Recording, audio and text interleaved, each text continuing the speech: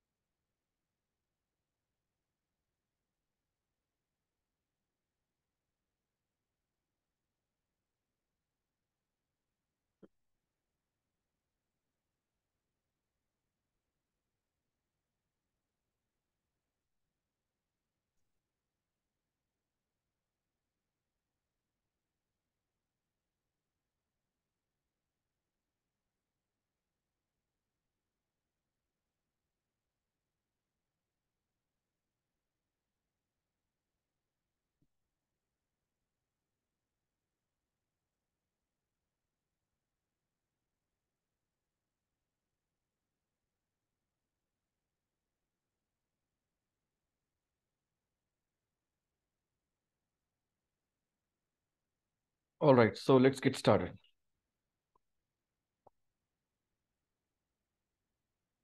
Let me share my screen.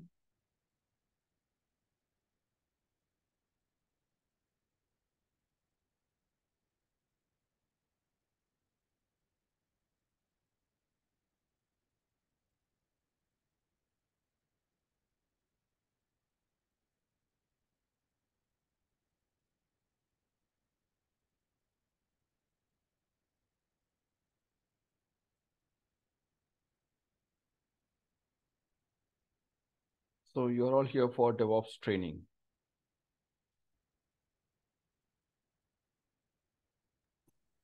Yes.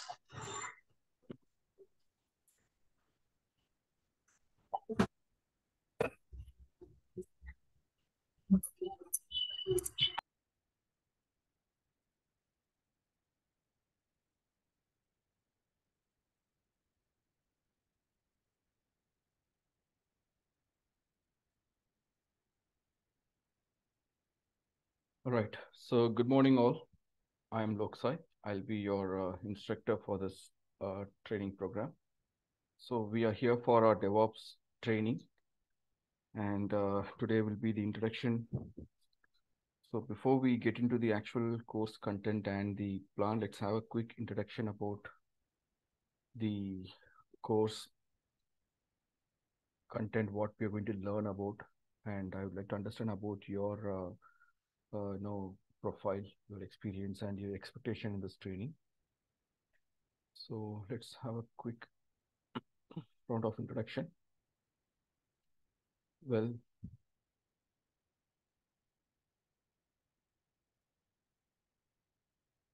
yeah, I'm a DevOps architect. I do DevOps consulting as well as corporate trainings.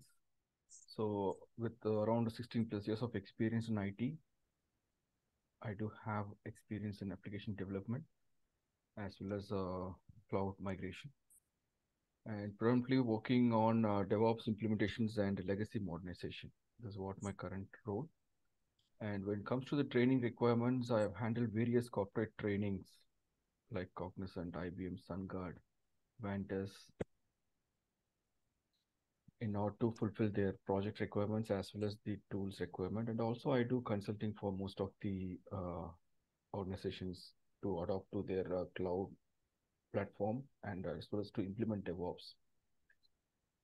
And I'm a certified AWS solutions architect professional. Azure Certified System Administrator, as well as Azure Certified DevOps Engineer Professional. So yeah, this is about me.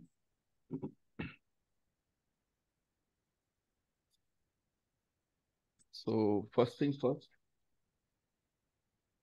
So from your end, please ensure that you have your network connectivity. Everything is, appropriate there. Hope I'm audible to all. I just need a confirmation from everyone. So before I join this session, before I start the session, I ensure that the network and the audio device, whatever I use for connection, everything is appropriate. And same thing is expected from you people as well. Because in order to ensure a smooth training, we expect everyone to be in sync. So there should not be any network issue or issue related to the audio or screen sharing. Correct. So please ensure that. That's why I at least 5-10 minutes earlier you could join the session and ensure that everything is working as expected.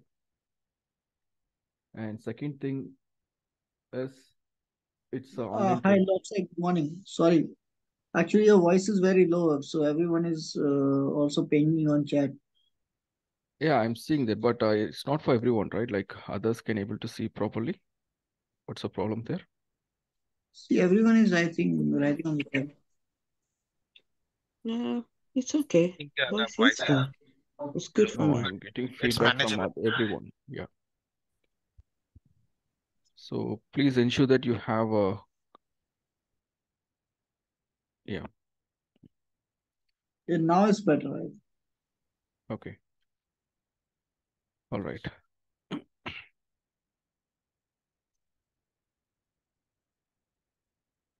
Yeah, I can see still people are joining. Okay, like I didn't get the count also. Let me check.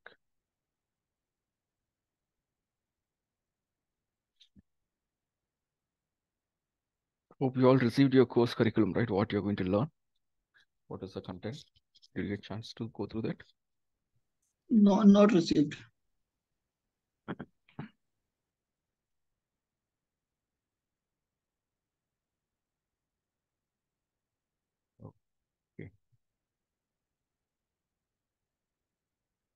Fine. So let me give you an introduction to training as well. Okay, what you're going to learn, what are the topics you're going to cover as part of the training program.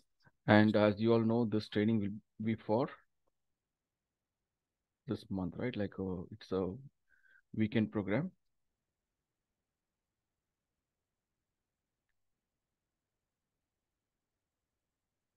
Um, 30th September. And so timing would be like 9:30 to 1:30. Hope you all comfortable with this timing. Yeah. Yes. Yeah. Yes. All right. So I'll be here available on every Saturday, Sunday morning, 9 a.m. sharp. So I expect everyone to be on time. That is a very primary requirement.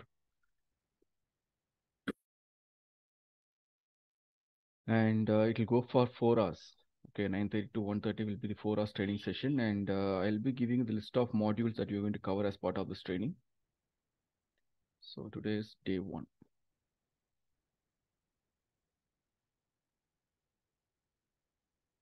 It is 30th September.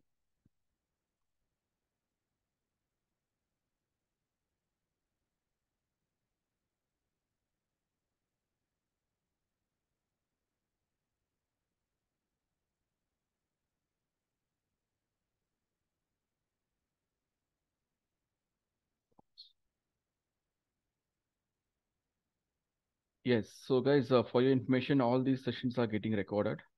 So you'll be getting the recordings once the session is over on daily basis. The recordings, the link will be shared with you people. Even you can able to access it offline. It will be available for your lifetime access. And on daily basis, what are the class notes and materials required for your training? I'll be sharing it with you people. And in addition to that, you'll be working on some labs as well. Okay, so we will be using some cloud platform like AWS to practice all the DevOps related tools. Right. So before we actually get into the list of course content and the topics, I just want to understand from you people, okay, like what is your expectation? What is your experience? What made you choose this course, right? So let's say, for example, before you start, you must have done some research, like what do you know about DevOps? I just want to understand from your end, if you can. You can put in chat window also. There's no need to use your mic. Just put in chat window about your expectation and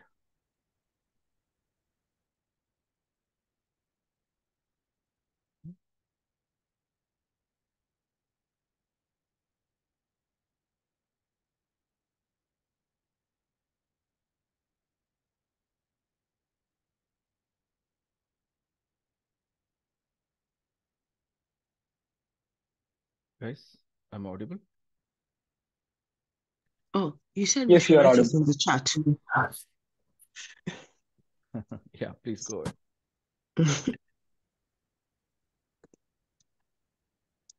Okay, so just let me give a heads up. This is Hari. Yes. Uh, I have 14 years of experience in the IT industry. Currently, I'm working as a technical manager and Scrum Master. And we have a couple of things in pipeline going forward. Is I'm going to be to the responsibility of complete CI/CD and infrastructure. Already I have basic knowledge how things works, but detailedly I need to go through the components what we can use for DevOps. So that's my intention to join. Good to hear. Thanks for sharing.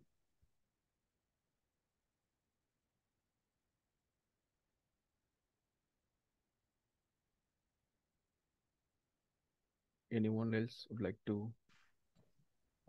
Yeah, this is Silam Puranan. I have 13 years of experience in IT, and I have worked with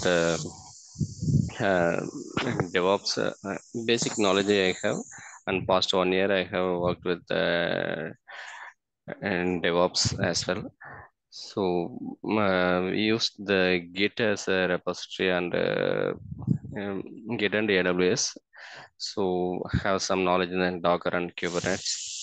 So it's overall it's a basic understanding, and I learn and implement it. But I need to know the in-depth about the tools, end-to-end tools which we are using in the DevOps. Yeah, Okay, got it. Thank you. Thanks. yeah, thank you.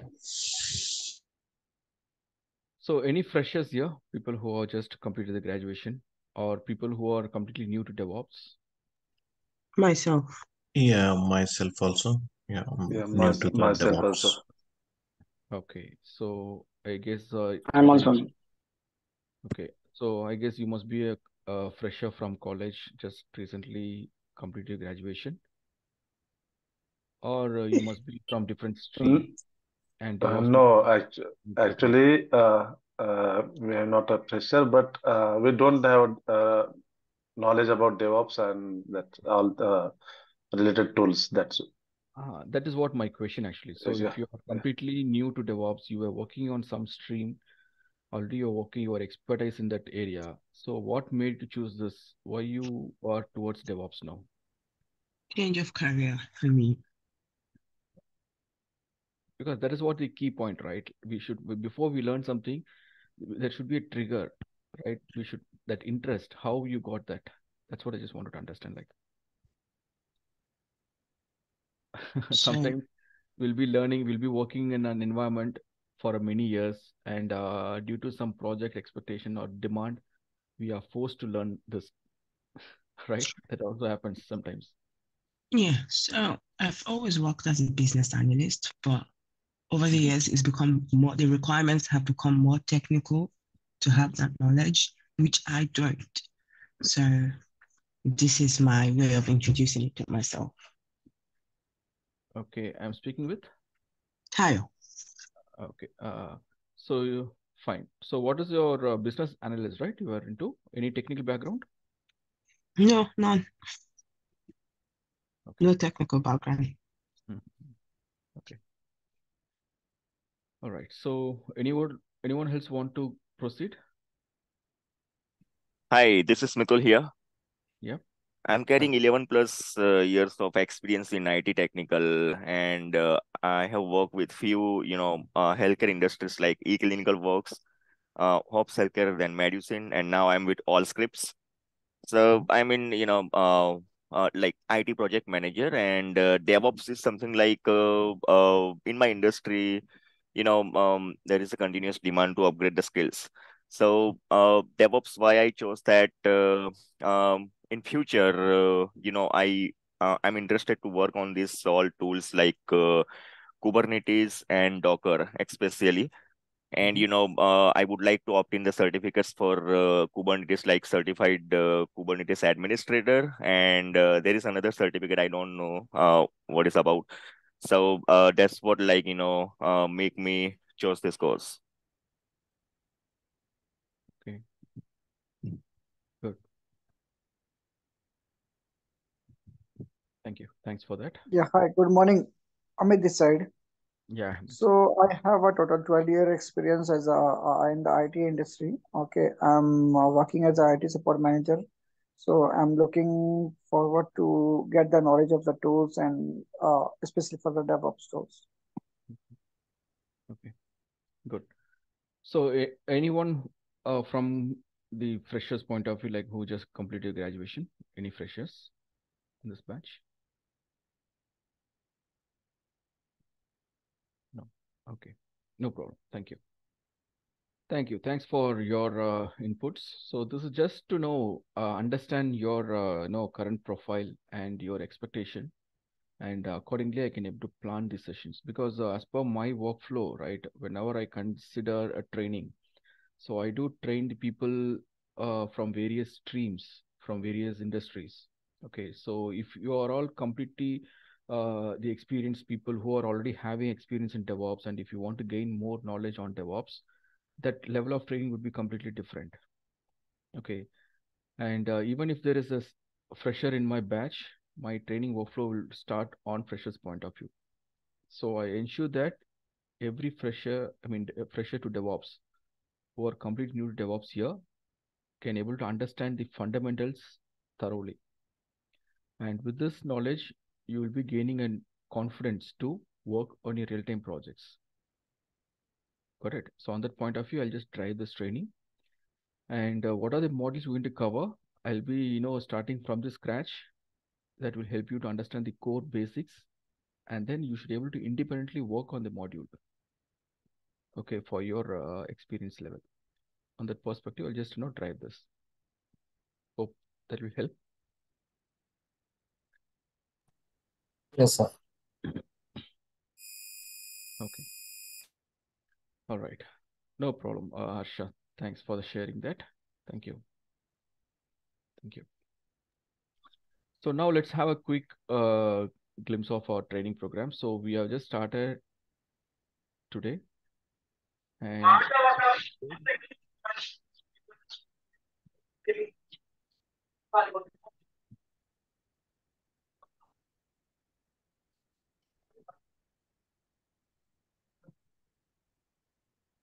so this is what the training duration, right? Hope you're aware of it. And it means hardly 10 days. That is 40 hours. So you're sharing the screen, like I can see introduction to DevOps. Yeah, Oh, I'm okay. on this page.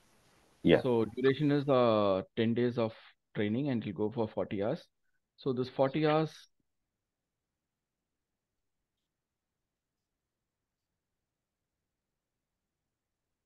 of DevOps crash course. Okay.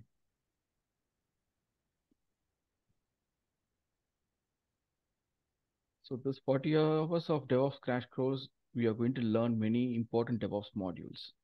So let me show you the list of modules that we are going to cover as part of this. So this is what the course curriculum. And here we are going to focus on each and every aspect of DevOps that is required for any fresher or the laterals. So in module 1, we're going to understand the fundamentals of DevOps. What is DevOps is all about. how DevOps is going to, used in the real-time environments. What are the use cases? And on top of it, how DevOps is going to add value to your career. On the perspective, we'll be learning about the fundamentals of DevOps, so which includes all the basic topics with respect to DevOps stages, DevOps tool stack, and the workflow. And also we'll have a quick introduction to the cloud computing. So because in today's scenario, we can't, split DevOps and cloud.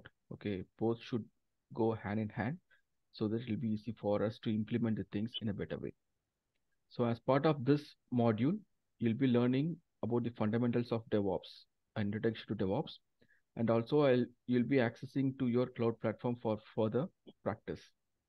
Because all our upcoming modules like Git, Ansible, Terraform, Docker, Kubernetes, all the things we need a working environment. So for that, we'll be using AWS free tier account. So that I'll show you how to create and Aslam. right. And the next module in the list is about managing a source code repositories using Git. Managing a source code repositories using Git. So here in this module, you'll be learning about the Git repository management, how the application team maintains the source code and creates the source code version and version control in the repository, and what are the various activities we can perform on the remote repositories. All right. And this module also includes the practicals, where you'll be focusing from the scratch, how to install Git, how to manage the Git, how to create the repositories, how to manage the local remote repositories. On the perspective, you'll be learning many things here. And once the source code is maintained here, next we'll talk about the build activity. Let's say I have created source code and is available in my repository. So how I can able to perform the build? What is build actually? What are the build tools you're going to use? So we'll be working on that, as well as we'll be seeing some demo on that. Right. And then comes your Docker. Docker is basically a containerization process through which we can able to package your applications. So whenever you create any application artifacts, that has to be packaged for further deployments. So using Docker, we can able to containerize your applications. And once it is containerized, okay, once it is packaged, we can able to publish the package to a common repository, and from there we can able to pick it for deployments. So in order to automate the deployments, in order to automate the package creation and execution, and not to automate the build activity, we'll be using the Jenkins module. So Jenkins means it's a build orchestration tool through which you can able to create an end-to-end CSD pipeline, the complete automation process. So how to write a script to automate our build and deployments, we'll see in this Jenkins module. And once the Jenkins module is done, then we'll be focusing on something related to your Kubernetes. Like again, we'll be coming back to Docker and understand the fundamentals of deployment process, like using Docker Compose, Docker networking, Docker Swarm. And then we'll be focusing on the Kubernetes module. So Kubernetes is something used for deploying your containerized applications. Right, it is a container orchestration tool through which we can able to deploy our applications. So we'll talk about that also. And the main advantage of this training program is this training is focused in all the open source DevOps tools. Like what are tools you're going to learn here? All these things are open source DevOps tools. And since it's the open source DevOps tools, you will be having a complete ownership of the tool. You'll be installing the tool from the scratch in your own machine, and you can able to manage it by yourself, through which you can learn many things. And upon this Kubernetes module, we have something called configuration management, where you'll be using Ansible for configuration management. This is something how you can able to automate the server configurations. And here also we'll be focusing something on your Terraform. I'll be giving you fundamentals of Terraform also. And finally, we'll be focusing on the monitoring, like using Prometheus and Grafana. We'll be learning about this. So ultimately, if you look into the list, we'll be learning about the introduction of DevOps and the DevOps tools like Git, Jenkins, and build tools,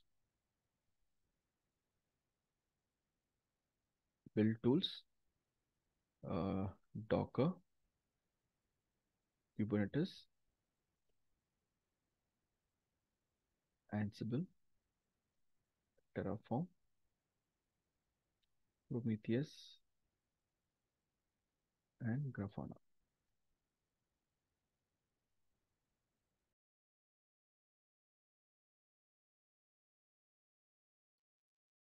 All right. So these are the major tools we're going to cover, and it's all used on day-to-day basis. Even if you take any real-time process also, definitely these are the tools we are being used. Some environments, they'll be using it as open source tools, and some places they'll be using as a managed services. So I'll talk about that in detail. Any questions? The list of tools we are going to cover.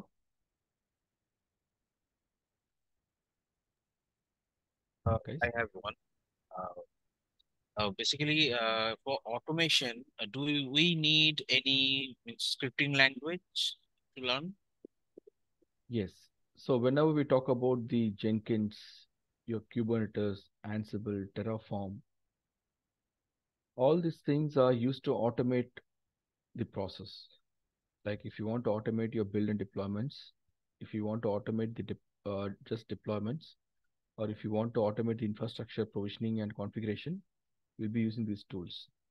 And when it comes to the tools level, we need to use some scripting languages. The scripting language means from the base, if you say we have something called shell scripting. And if you're using Jenkins means you'll be learning about Groovy scripting.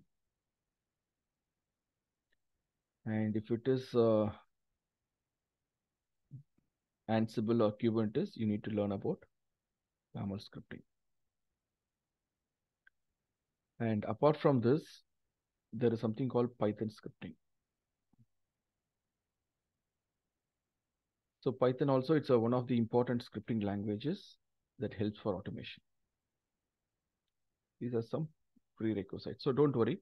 While working in Jenkins model, I'll show you how to use Groovy scripting. And also while working in Kubernetes Ansible, we'll be learning about YAML. The shell scripting and Python scripting is something, like a self-paced learning. If you want, I can share some reference materials and documents for you to prepare that.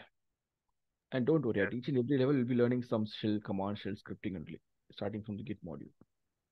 Also, if possible, can you please share some resources about Linux architecture or Linux based commands? Yeah, we'll talk about it because as part of the introduction module, we have the introduction to cloud computing, right? So there I'll show you how to create an Linux machines in AWS Cloud Platform. We'll see how to work with various streams of Linux like Ubuntu machine or CentOS. Thank you. Right. So any other questions? Hope at least you're getting some idea, right? What you're going to learn, for what purpose you're going to learn all these things. Guys? Yes, sir. Okay. And I strongly recommend to have a continuous interaction. What are the questions you have? What are the things you want to share? You can, without any hesitation, you can ask so that you can learn many things. Because it's a completely online, right? So only if there is a proper interaction, we'll get more interest to learn new things. So next 10 days, we are going to learn about all these topics. And yeah, one more. Let's get into the topic now.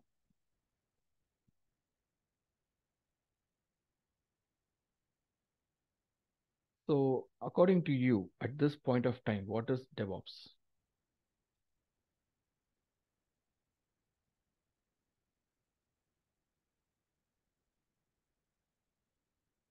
Definitely, you must have done some research before taking this course, right? Just tell me, whatever that is, what are things you came across?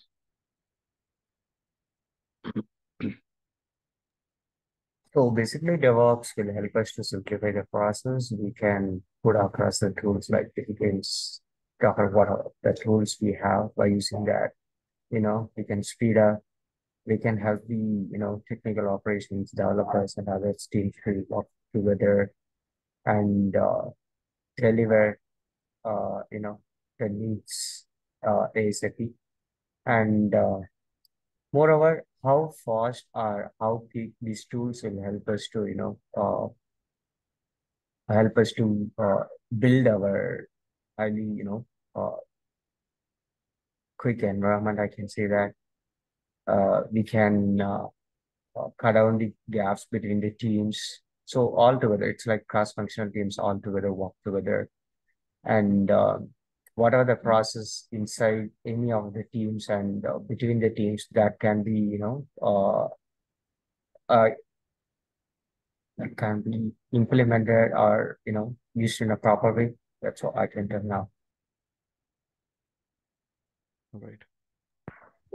Yeah, maybe I can say that DevOps is a practice that enables the development and operations development and operations team to accelerate the delivery via the automation and fast feedback and it's iterative improvements in the every stages of the delivery. So it gives the shippable product on we sprint on sprint. So end to end, we can do the testing and all the things will be in automated manner. Means it will give the speed up the process of delivering the software to the customer. Good. Yeah. Good. Thank you. Thanks for those inputs. So let's make it very simple. Okay. Anyways, we are going to articulate all these things with these set of tools. But to start with, okay, let's make it simple. So I'm not going to answer this question right away because before we actually talk about DevOps, we have to concern about many factors. Okay, so let's start from the scratch. Since most of you are from a different stream, you are already expert in different stream, and people are new to DevOps. So for the people who are completely new to DevOps, in order to understand the importance and the capability of DevOps, we should just go back and understand some fundamentals. So ultimately, whenever we talk about the IT, we are here to develop some softwares and release the software based upon business requirements, right? Ultimately, we are here to develop and deliver the software. That is what the entire IT industry is meant for. So, in order to do that, first you should understand what is a software. Okay, what are the various types of software?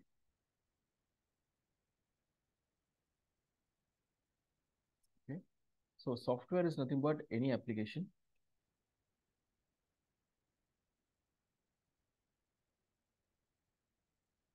can be collection of programs, right? And what are different types of software in the sense? The software can be of any type, like it can be your desktop application software, or it can be your web application software, or it can be a mobile application, right? So these are three levels of softwares we can able to see. And apart from that, on a high level, if you see, the softwares are at two category. One we call it as application software, and another thing is system software. So we are going to promptly focus on application software. Application software means it can be meant for any application. It can be for your desktop application, web applications, or mobile applications. So what does that desktop application means? any application that runs in a desktop machine. Like it can be your billing system, which we use on your supermarkets. It can be any software that you run on your desktop. All these things we call it as a desktop applications. And mobile application means all your mobile apps. What are the applications you are running in your mobile device, your tablets? All these things we call it as a mobile applications. And similarly, we have something called web applications that you access through your web browser. So these applications are meant for certain purpose, for certain business, right? So let's say, for example, we have some online applications like e-commerce, correct? Hope you are aware of this. Any example? Amazon, Flipkart. Amazon, Flipkart. So you must be, even they just released a festival offer also, right? Yeah. So at least we should start our things. So here, e-commerce is one of the web application through which you can able to, implement your e-commerce business. Like this, at each and every level, there are various types of applications. That all comes under the application software. And what about system software? Any software that is meant for the system. Like if you're talking about desktop machine, if you're talking about a web application servers, if you're talking about mobile devices, each and every device or each and every system has its own software, right? Like we talk about operating system, OS is one software through which you can interact with the hardware devices. And to support the OS, we use some middleware products. We use some driver softwares. So all these things we call it as a system softwares. So most of the time system softwares are embedded in the chip level programming. So we are talking about the microprocessor. So that microprocessor is embedded with some code, some programs, right? So that is what we call the chip level programming. So all these things comes under the system softwares. Clear? So whatever the scenario it is, whether it is application software or system softwares, how the softwares are developed, how it is created, you should understand that process first. Let's say, for example, today, my requirement is I want to create e-shopping portal. This is my requirement. Okay, I just want to introduce a new shopping, or as a corporate trainer, I just want to introduce the e-learning portal. This is my requirement. So if I approach any of the IT service provider, what they will do, how they will start to create this product, what are the steps involved? As like that, they can't create a website and add it and add the users, right? So there are a lot of stages involved to create a e-commerce portal or any application. So how it is developed means by using a process called SDLC. SDLC means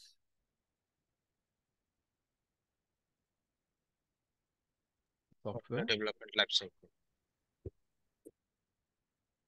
Development life cycle. Okay. So software development life cycle. Using the software development life cycle process, we just develop any application softwares. Even for system softwares also, we'll be using the same strategy, but it will be depends upon the system level, not at the application level. So now, what are the various process we do in this SDLC means? Like starting from our, whenever you got a requirement, first you'll be doing the assessment, right? Analysis. So requirement,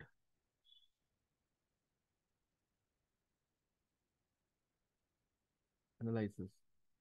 This will be the very first activity we do on this process. So when you get a new requirement, first you have to properly analyze the requirement.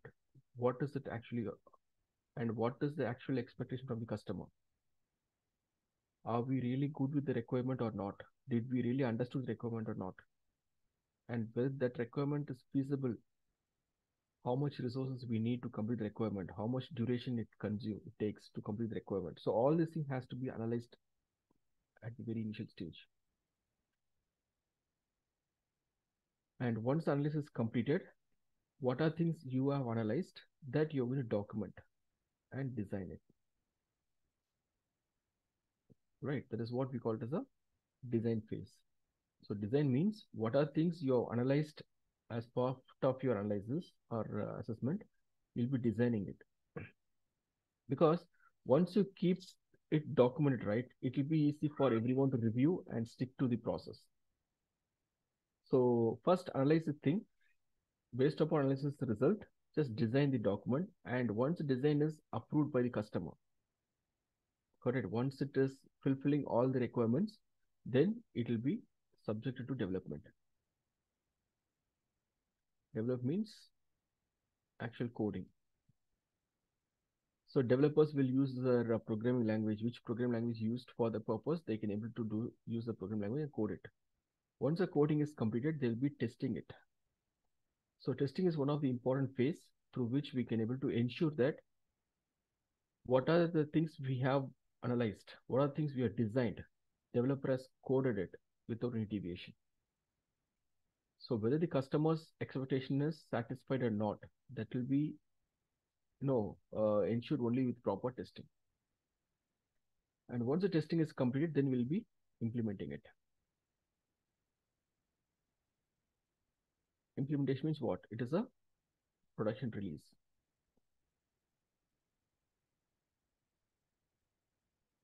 You'll be releasing the products. And upon releasing a product, you'll be doing some maintenance or monitoring.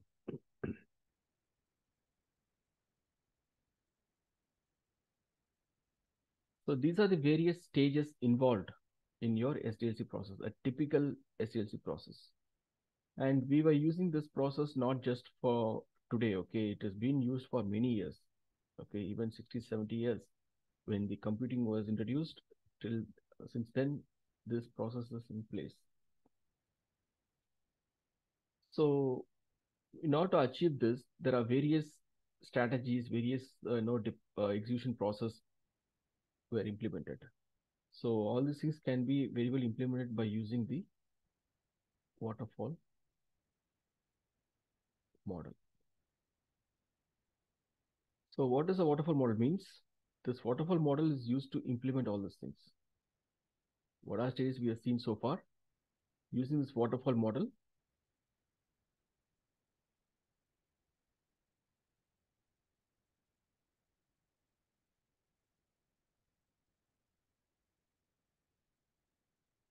achieve this. And this waterfall model, it is linear in fashion. It is linear in fashion. It means it will just start from the very first stage and goes till the end in a sequential manner. You can't go and deviate the workflow. Once it is designed, you have to strictly follow the design and implement. That is what the thing. And another important thing is we can't go back and revise the plan or design. Means once the plan design is finalized, once it is approved, you have to stick to that. In between, if customer is coming up with the new requirements, that will be considered as a new requirement or a new project. We can't accommodate here. So this is all the basic properties of your waterfall model. Any question? Fine. So now this waterfall model was very much helpful for the early generation. Okay, in early generation, we just create the application and that will be properly designed, planned and implemented. And if you create any product also, the product will be like a static product. You just create a product and it will be released. Because earlier there were no much online transactions. There is no much online implementations. So everything is considered static software. You just create a software and release it. If you want to make any new changes, just create a new version of the software and release it. That is how it was happening. But now in current generation, in today's scenario, in today's business scenario, assume that we have started with this product. You are asked to create this web application. The requirement is to create an e-commerce portal. So in order to achieve this, if you're following all these steps, means what we'll do very first thing, we'll be doing a requirement analysis. So in this requirement analysis, assume that we came to know that it takes at least 6 to 9 months to complete.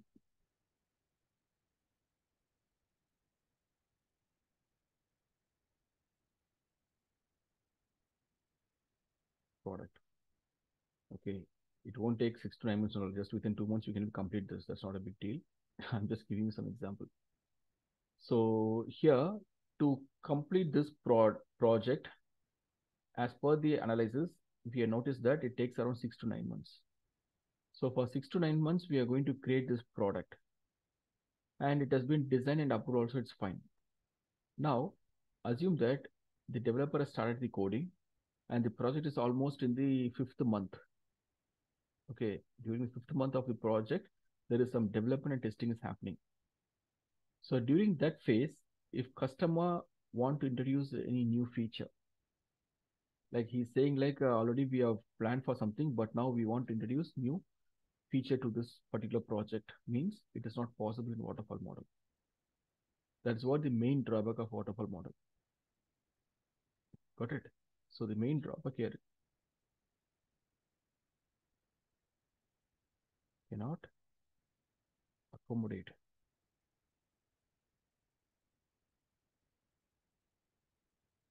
the new requirement or new changes in it. Perfect.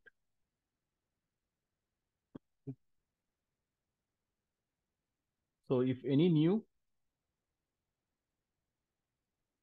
changes comes in, it should be considered as a new project. So that is what the main drawback in waterfall model. Okay, we can't achieve it because in today's business scenario, I can't wait for 9 months to introduce a new service, right? So in waterfall models, this will be considered as a core project with the basic requirement. And whenever the customer is coming up with the new requirement, again, they'll be starting all these things to from the scratch. Like this is a version 1 enhancement project. And this they'll just assign around 1 or 2 months to complete this new requirement. So like this, whenever the customer is coming up with new requirement, it will be considered altogether as a new change request and it will be processed. Okay, this was acceptable in earlier days, but now in this era of cloud and in this era of online transactions, mobile transactions, we can't wait for such a long time. So in order to overcome these difficulties only, we were moved into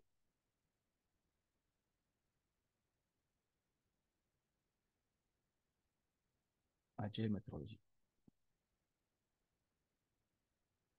So follow with me.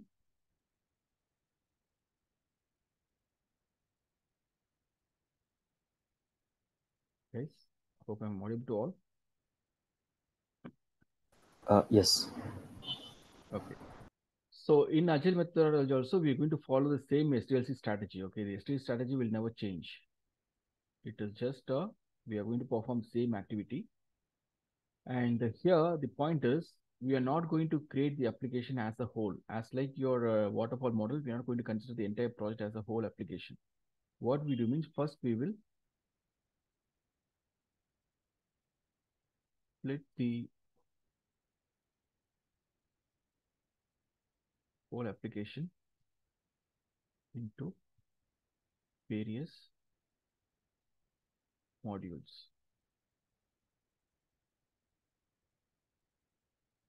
Like for example, in my e-commerce portal, like what do you call this? E-learning portal. So what will be the very first module I can say? User registration. And I can say user login. And I can say user to search code.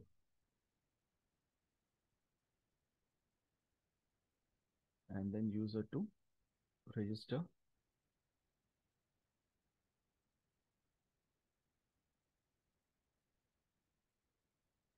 And then user to pay.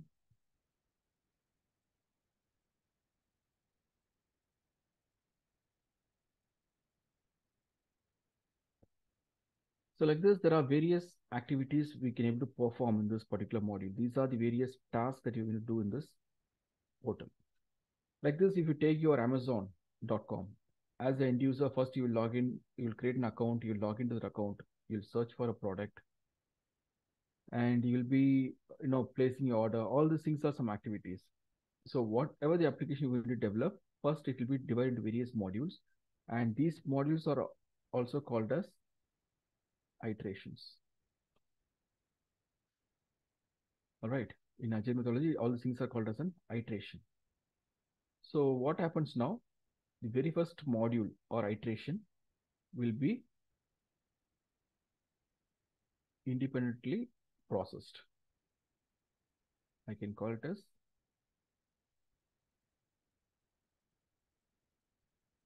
iteration 1 for my registration module. So this module will be properly analyzed. Now we are not going to analyze the entire project. We are going to analyze based upon the iteration. So independently, this iteration will be properly analyzed, designed, developed, tested, and implemented. Similarly, the next iteration 2. This is for user login.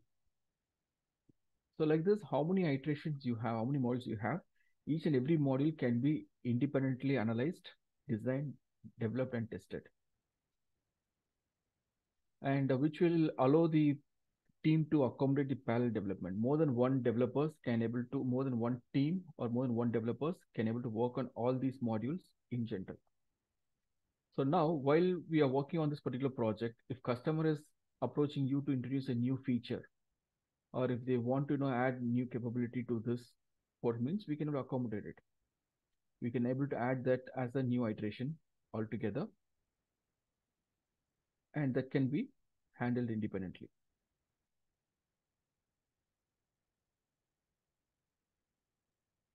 Change request. So this is how the Agile methodology are able to accommodate any new changing requirements from the customer, and it can be independently developed and tested.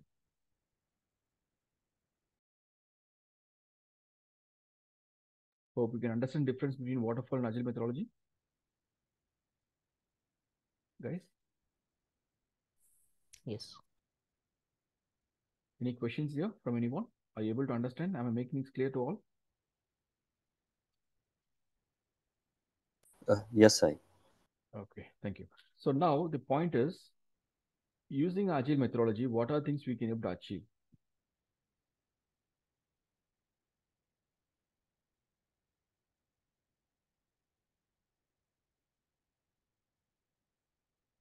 We can able to achieve continuous development, continuous integration, continuous delivery, and even you can able to say continuous testing.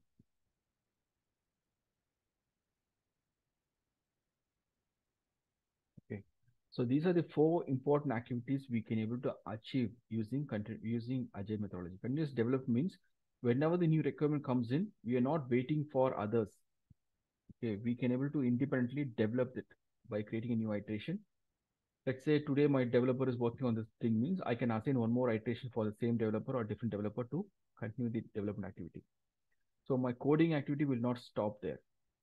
Similarly, once the developer has completed the coding, they can able to immediately test their changes without any impact. That's what continuous testing means. So in order to do the testing, they need to integrate the code for testing. Like for example, I have 4 or 5 iterations. All the changes has to be integrated together and it will be tested. And once the testing is completed, we can deliver it to the production environment. So this can be achieved. But the main issue in Agile methodology is using Agile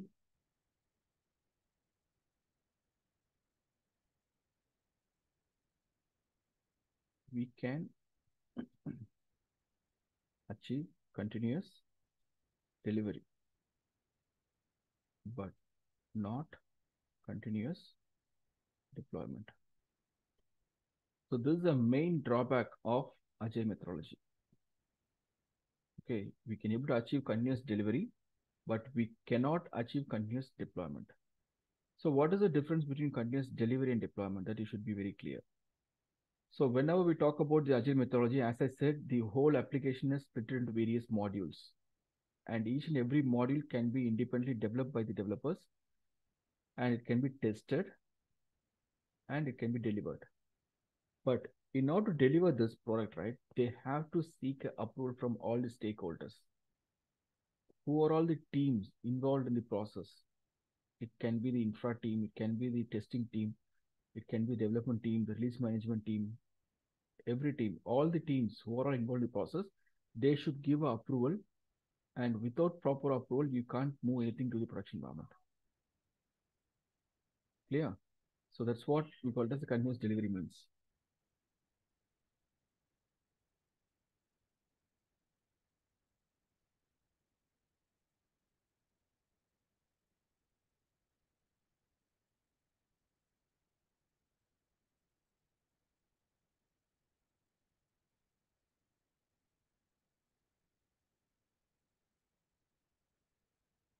Any production release. So this is what the main issue here in continuous delivery approach. This requires a manual approval for any production release. But if you're talking about continuous deployment means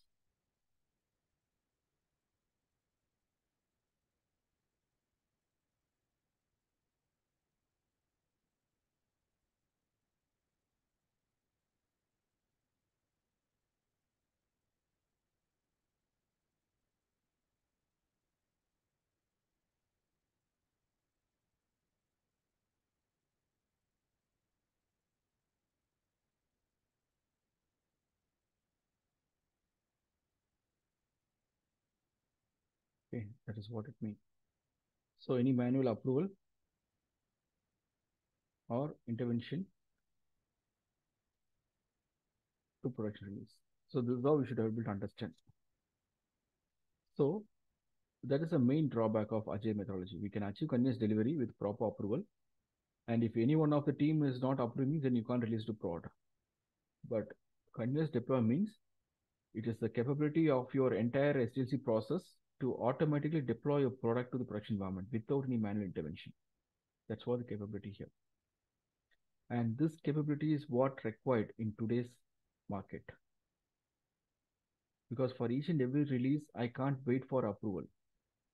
Whatever I did, I just want to move to production environment automatically without any manual intervention.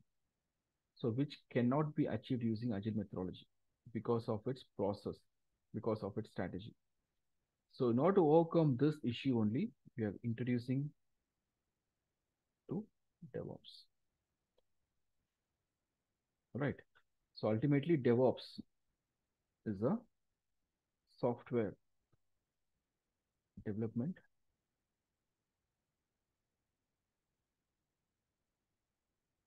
strategy. Okay. Ultimately DevOps also software strategy. It uses all the phases of SDLC, like requirement analysis, design, code, everything. But the way it implements, it's completely different. So the ultimate goal of DevOps on technical perspective is to achieve continuous deployment. On process perspective, there are very many factors, but on technical perspective, we introduce DevOps to achieve this particular process. So, any question here?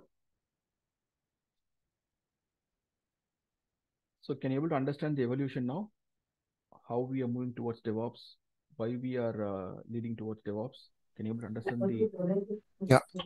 Hello. Yeah. Kalki here. Just wanted to ask, in the continuous deployment stage, are you referring to the product being released directly from the development environment to the production without any approval? Yes, that's what it means. Doesn't require any manual approval. Won't it be how to say, if there is no proper testing done from the testing environment or the development environment, and it's deployed into the production? No. See, from development to production means without testing, we never deploy to production. Okay. So from development to production, intermediate, we have a testing phase. Yes. So the testing also should be done, and then it will be automatically promoted to the production environment. Okay. Here in the previous version, that is in Agile, there used to be approvals granted by the test management or the release management, because they would have reviewed the code, they would have done their internal whatever investigation they have to do, they will do that and then provide the approval so that it can successfully pass through the production environment. But if we do the automation in such a way that the code gets released directly into the production, then there won't be anybody to question, right? How, if there is a fault in the production, then how will people get to know from where the fault was if there's no approval? Yeah, we are making the process automation, right? In DevOps, the process will be continuous, like continuous CI/CD pipeline, like continuous integration, continuous deployment. Yes, but You if can make the something things fails in automate. production, There will be some kind of. That is what you're going to learn actually. Okay. You are in an agile mindset. Okay, definitely all these things will be a very big puzzle for you. Right? Yeah. So as I said, DevOps is a soft development strategy. Okay, we have a lot many things to talk about it here. But before we talk about that, first we should clearly understand why we can't achieve this in Agile. Right? If you're talking about Agile methodology means it can able to perform continuous delivery.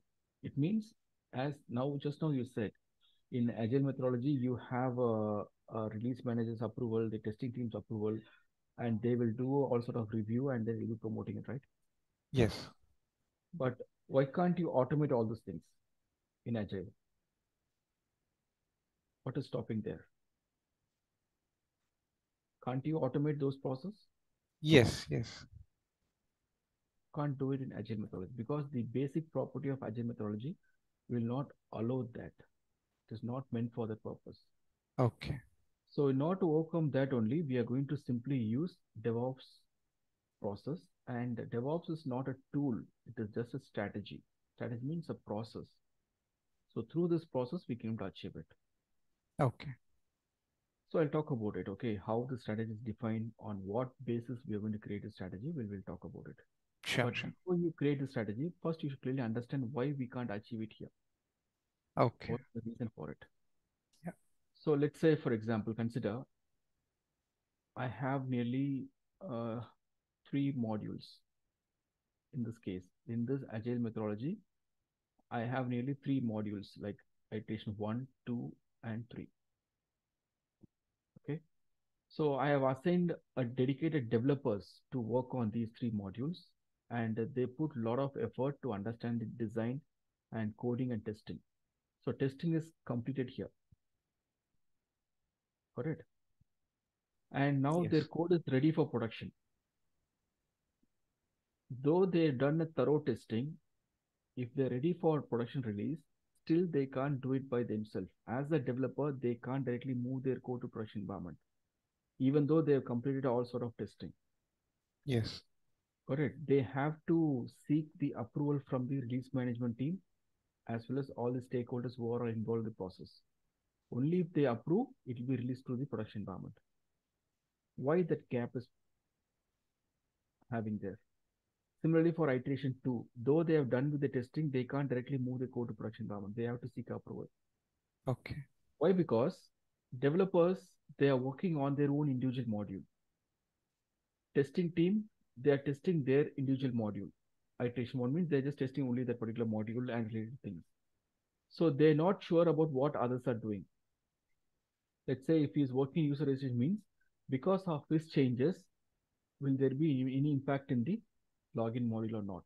They don't have any clarity about it. Yes. Got it? Because of Yeah. that, there'll be third person who will review all these things and ensure that there is no issues, and then it will be allowing into production release. So what it means here, from the scratch, there is no proper collaboration between the teams. What others are doing, they're not aware of it.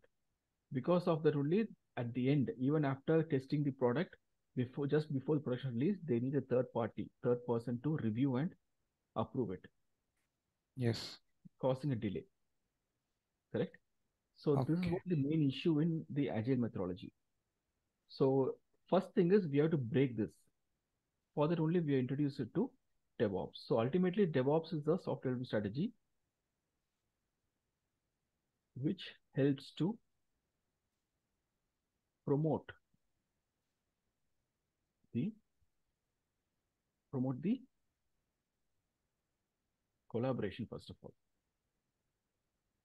between the teams. So the teams means it can be your development team, testing team, release management team, operation teams, everything. So all these teams we consolidate together and we just refer them like development team and operations team. Okay, so this is what. Okay. So very first objective of DevOps is to promote the collaboration. We have to make the teams to collaborate on each other and understand what they're exactly doing. Because of their changes, whether it will create any impact in the production or not. On that perspective only, they'll start their work. So if you have the transparency in the process, then it will be easy to achieve all these things. Okay. Continuous in development, continuous integration, continuous testing, continuous delivery,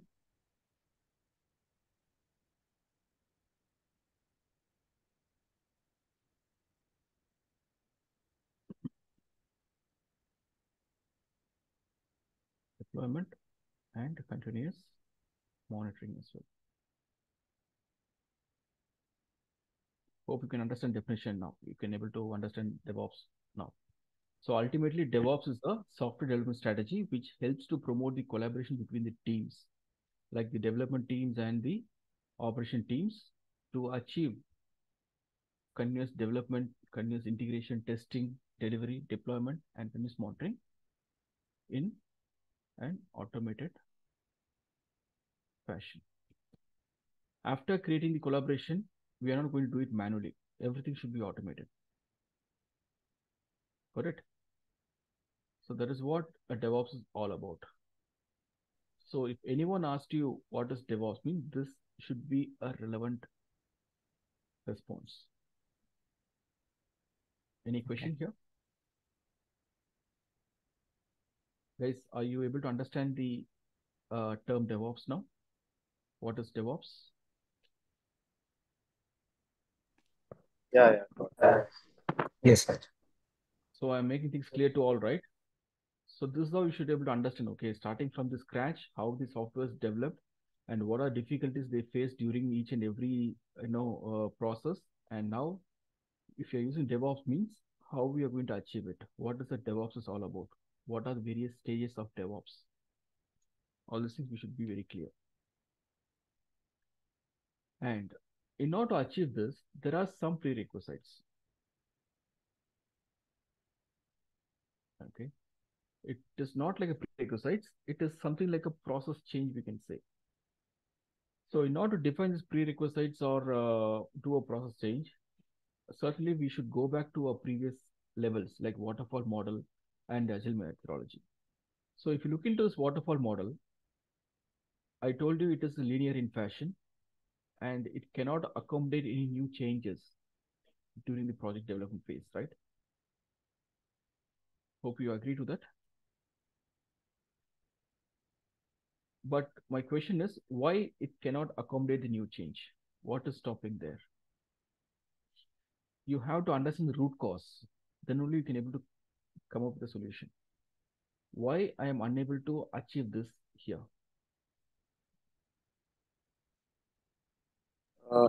Because it has its own rules, like how it should be, its policies. It's like there should be a sequential order to develop the process.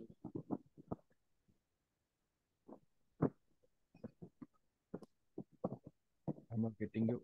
Okay, it's based upon its underlying process you're saying. Yeah. Okay. Or we can say that we need to again change the design and start from the coding if there are any changes made in the middle. Okay.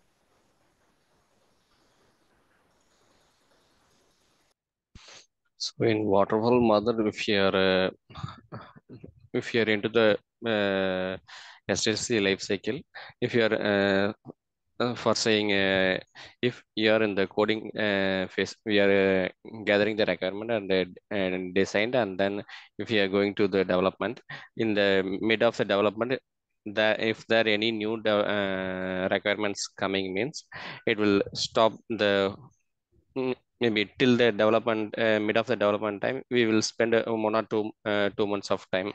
So again, if you are getting a new requirement, means it we need to start from the scratch. So then it will be go from the scratch, then it will take time, and it is continuing same like that. So we have to spend more time on this Okay. So time yeah, consuming so process. Yeah. that's almost close to that.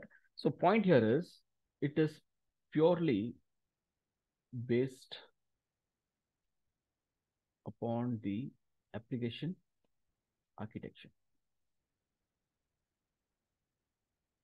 Okay.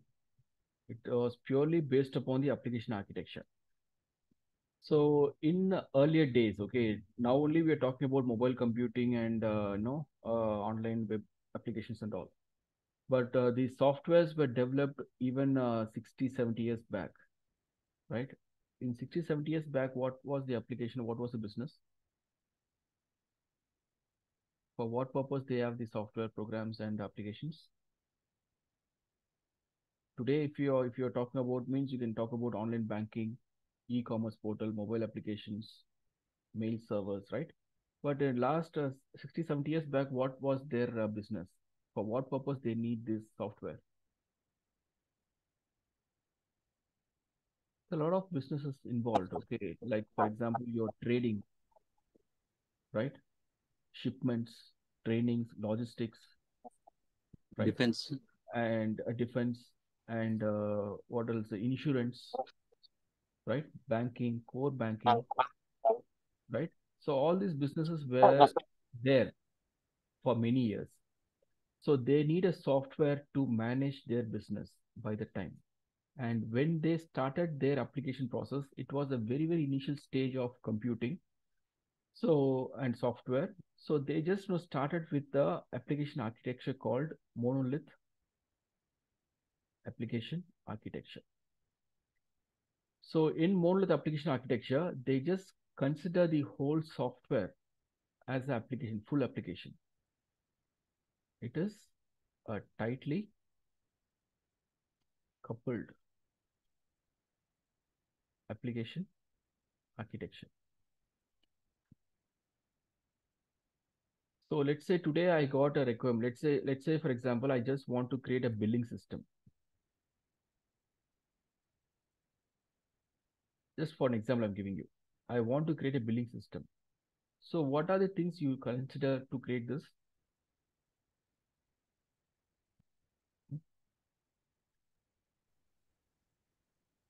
what are the modules or what are things you'll be needing here to create a billing system? First, I need a user interface. I have to create user interface, right? Through which the users can able to interact with the system, correct? And then I'll be writing some logic.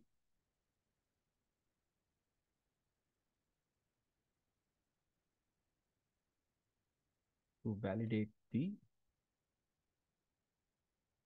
user inputs. And then I'll be writing the same application logic to compute the inputs. And then I'll be using the same application logic to save the transaction to a database. And I'll be using the same application logic to respond or generate the report. Report means a bill, whatever you're getting right at the end. Correct? So if you want to create a billing system in your supermarket, if you're using a billing system, this is what it is. The person who is sitting at the counter, he'll be using user interface to interact with that system. He will enter all the input, whatever you are purchasing, and your application logic will compute that data and it will save the data in the database and finally it generates the report. Correct? So this is what a small workflow which I need to create this billing system. So considering this, you can able to think about any large scale business. It can be for a banking system or credit card system or insurance system. Everything works on the same protocol. So now, initially, when you're talking about the monolith application means, my application name is billing system, and this includes all these functions. So how this application, monolith application was developed means, they'll be having one full application program. There is a program which includes all these functions. Got it? A single program can have all these functions written. And whenever you want to make any changes in one particular program also, you have to rebuild, you have to execute a whole program or whole application again. So that is the main drawback of monolith application. It is tightly coupled means that's what it means. All the functionalities are written in a single module or a single program, and it has to be deployed as a whole application. Let's say once the application is up and running, you have introduced some new feature here in user interface. You made some changes only in this user interface function somewhere here. Can you able to simply deploy this to the production?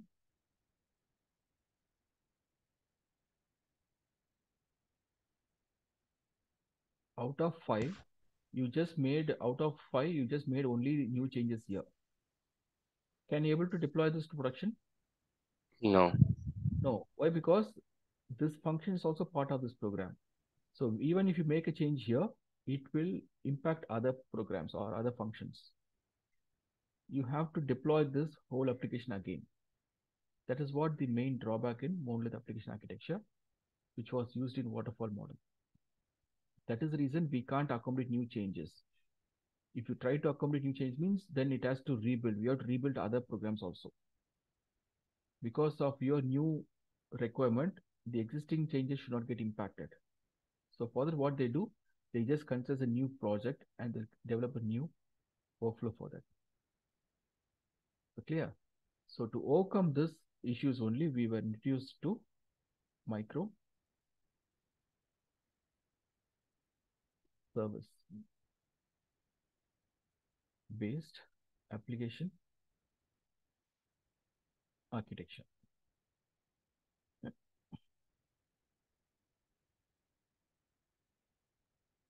So in this microservice based application architecture, we are not going to consider the requirement as a whole application. It is loosely coupled application. architecture. It means we are not going to consider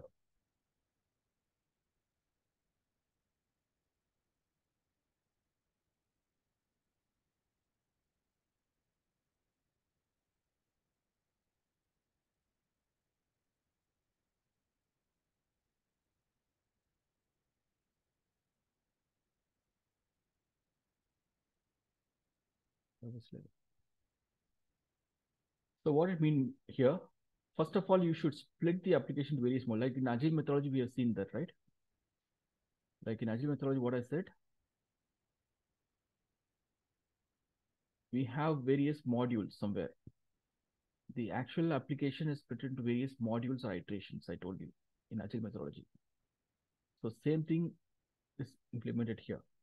The actual whole application is split into various modules and iterations. And each and every module and iteration will be independently tested and delivered to the production environment. That is done at the Agile methodology level. But if you want to implement your DevOps means, the same modules or iterations are called as a microservice.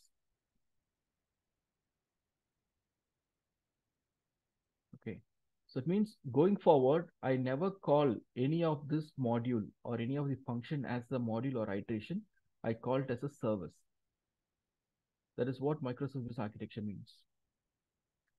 Let's take an example.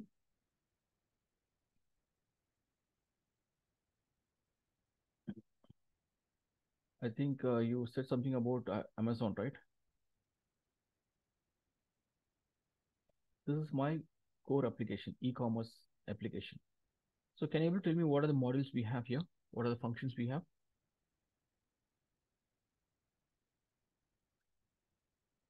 Yeah, like registration, login, Okay, adding so to cart. I can Yeah. say like sign up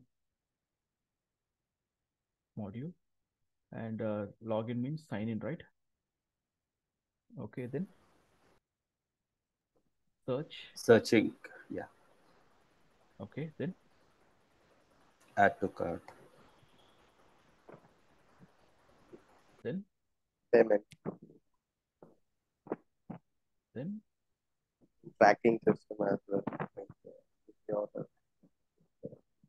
order, then tracking, right? Tracking, that's what you said, no?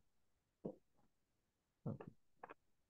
So these are the basic activities or the functions that will be done on developer's perspective. So same thing if you consider on deployment or developer's perspective, all the things we call it as a microservice. Like this is my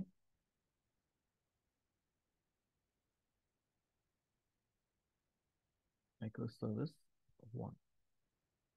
And this microservice will be assigned to developer one. And once we have microservice, what are the dependencies the microservice has? Everything will be maintained for that service in a separate repository. So which will allow the developers to independently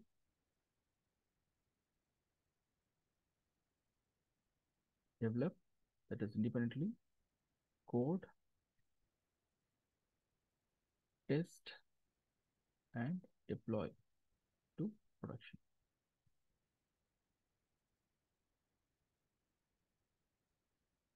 Okay. So developers can independently work on this particular service without impacting others. So the deployment of, and don't think all these modules or functions are written in the same program. It is all in a different source code repository. We'll be having a dedicated repository for managing these components. Whatever changes you are making here, it will not impact this one. That much a level of isolation is maintained in this microservices architecture. Got it? So this allows to develop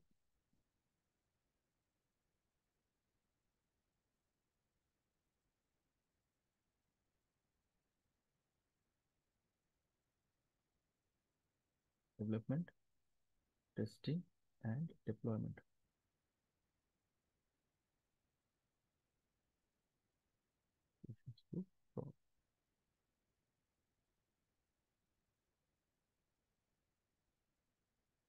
Any question? So what it means here, whenever we're talking about DevOps, if you want to implement DevOps in much better way, it is recommended to have a microservice-based application architecture. Got it? It is recommended to have microservice-based application architecture. Any question?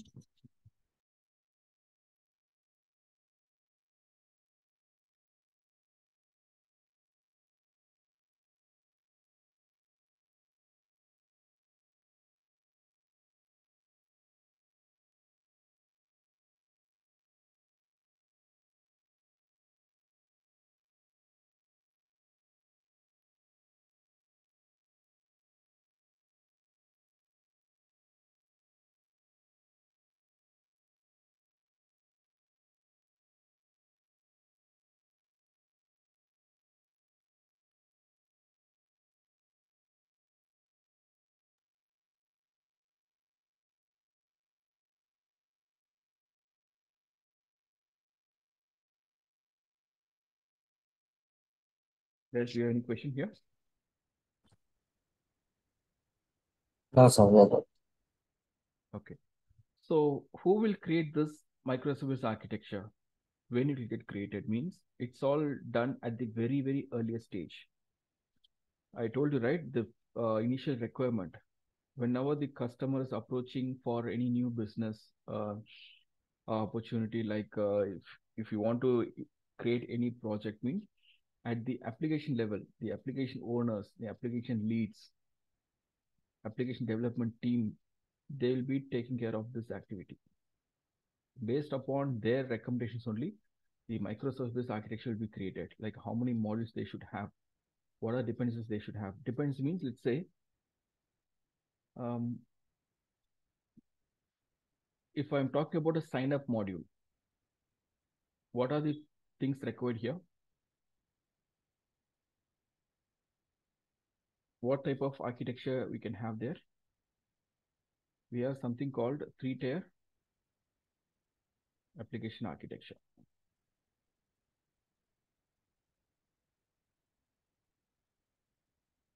Three-tier application architecture. That means your sign up module should have a front-end design. And you should have the application layer. And we should have a backend. That is database. So whenever you try to log into or create any account through online, you'll be provided with a user interface. The form, online form, where you can able to key in all your inputs, user ID, password, email, all those stuff. So this inputs will be received by the application logic. This application can be written in any programming language, Java, .NET, Python, whatever it is. And once the application logic processes the data, it will be stored in the database permanently. And once data is stored, it will throw some response. That response again will be sent back to the front end. So like this, for each and every service, we'll be having a dedicated components that are required for its execution. This front end design, whatever I have for sign up module, it is not going to create any impact in the sign in module. Similarly, this add to cart panel will be completely different. So even in future, if developer is assigned to make any changes in the front end design, let's say they want to know change the look and feel of the registration form. They want to set up some background images and all those stuff, means anyone can able to independently work on this particular module, particular phase, and they can able to move to production without any impact. Hope you're getting a point.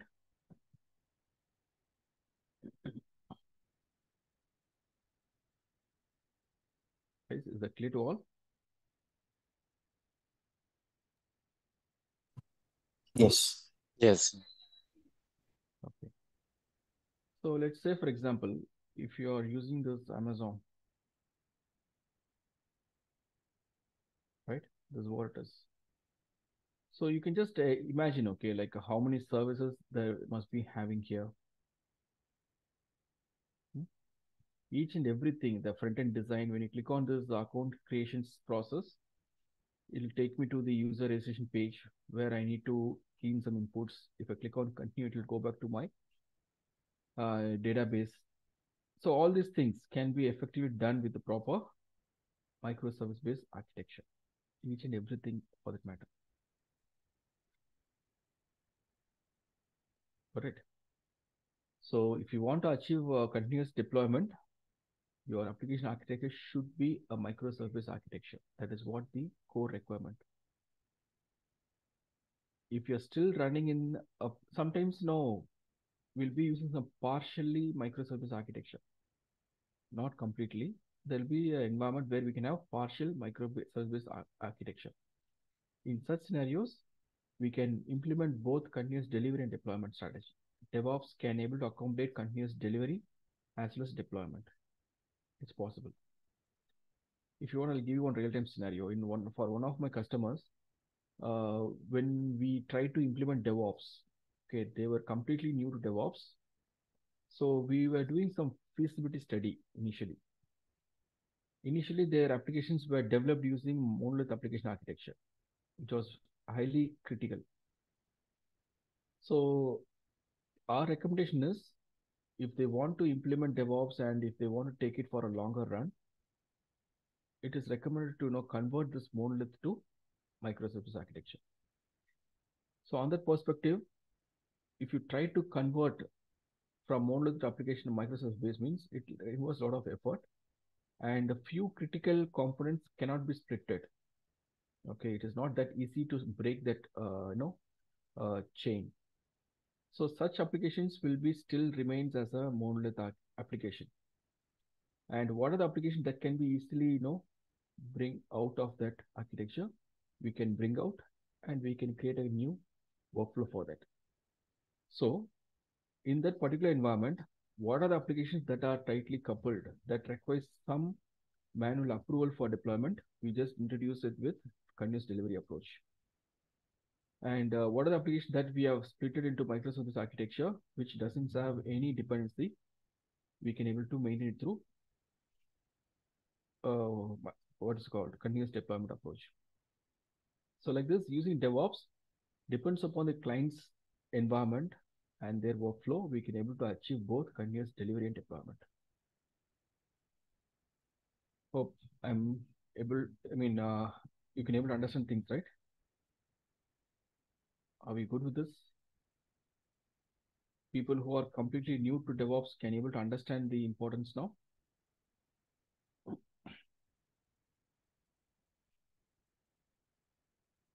Hello, guys, I'm audible? Yes. Or is it boring? No, sir. Able to understand. See, let me know, okay, if you want to have some break also, just let me know. I don't have any problem. You can have. Sir, I have a question if you don't mind. Suppose when there is a migration on technology stack, for example, there is a legacy application, as you said, it's a monolithic.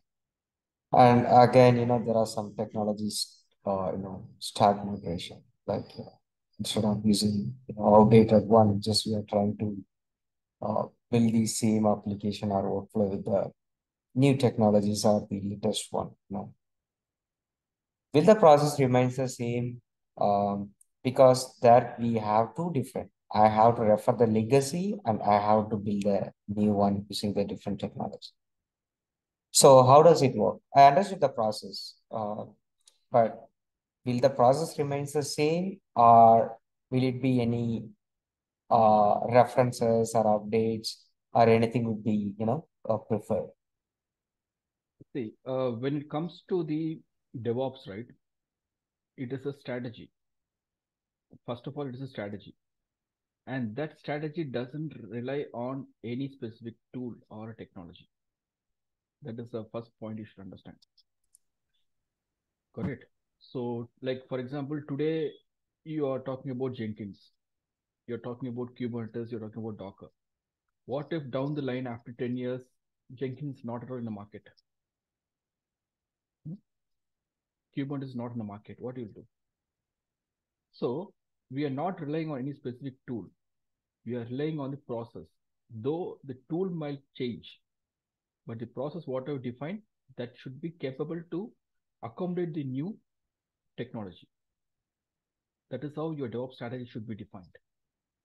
We are not specifically designing any process for a current requirement. Always we should think on a longer perspective. That is the first point. Second thing is, when it comes to the legacy environment, okay, even I have involved currently, even my current project also, we are just trying to do some DevOps implementation for our legacy mainframe applications. Okay, it's a very, very core application supporting a lot of insurance and banking transactions. Got it? So in such scenarios, what are the new changes they want to introduce? They can able to introduce through their microservice architecture. And all the core thing, we just implement through the DevOps processes. So this is what we call as hybrid model. Hybrid means few applications are running in a cloud platform with a microservice architecture, and a few applications that are still tightly coupled, which we can't break it. We can break it, but take some time. Over a period of time, we can able to gradually move towards the cloud.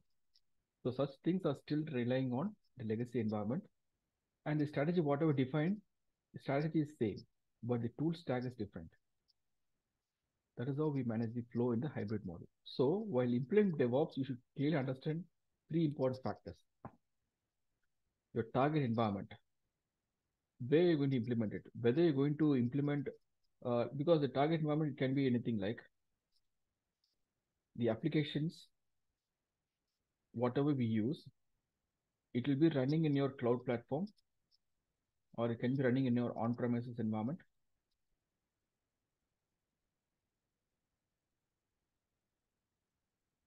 Or it can be in hybrid environment. Hybrid environment means this includes your cloud and what is it? On-premises. So the applications that are running in cloud platform will be using different tool stack, and the application that is running in on-premise will be using different tool stack, right? So depends upon the environments, we can able to integrate the tools in our CI/CD process or in the CI/CD pipeline. But for all these things, the DevOps strategy should be the same, ultimately to achieve all these activities.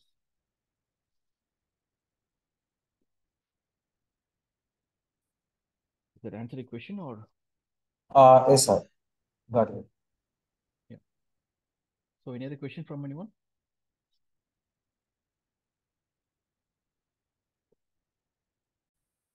So if you don't mind, can we have a break for some 5 minutes? Is that okay for everyone? Yeah, I don't have any problem. That's what I'm saying. See, guys, if you want to have some break, just let me know, because it's 4 hour session, right? We can have another 10 to 15 minutes break in between. I don't have any problem. But I need your complete attention here. That's what the point.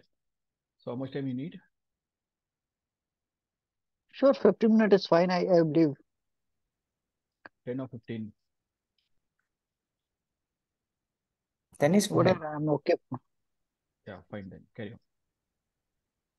So I just started the timer now. Have a break and refresh and come back. We'll continue.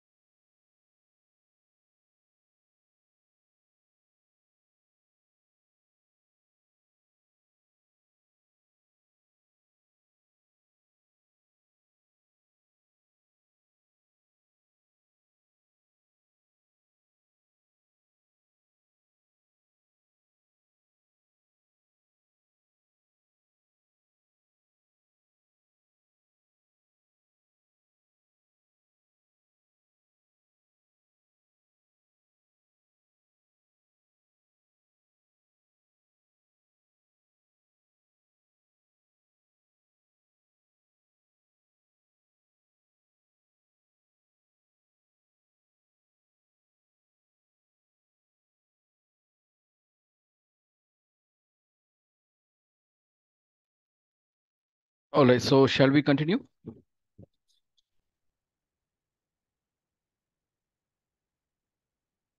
Is am I audible to all? Shall we continue now? Hope all are there. Yes, yes. Okay. Thanks for coming back.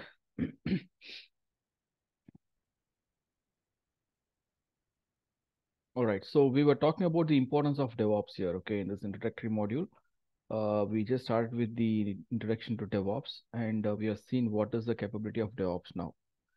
And currently we are talking about the difference between the monolith application and microservice-based application, right? Okay, so now let's go in detail about this. Okay, so for effective implementation of DevOps and for continuous to achieve the continuous deployment, it should be of microservice application architecture, and all the required components, the dependencies should be at the service level, not at the application level. Got it? All the dependencies should be maintained within the service level itself.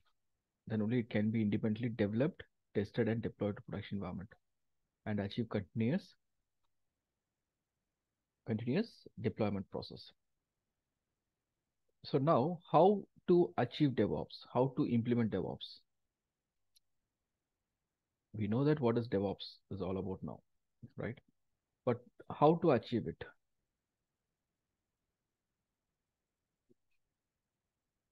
How to achieve it? Let's say, for example, if you want to send email to any of your team member, what you will do? Immediately, you'll just download that email application and you'll create an account and you'll start sending emails, right? Yes or no? Similarly, if you want to implement DevOps, means what you need to do?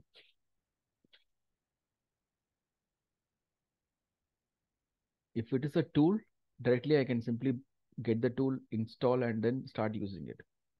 But DevOps is not a tool, it is a strategy. And ultimately, it is used to achieve all these stages in a more automated fashion.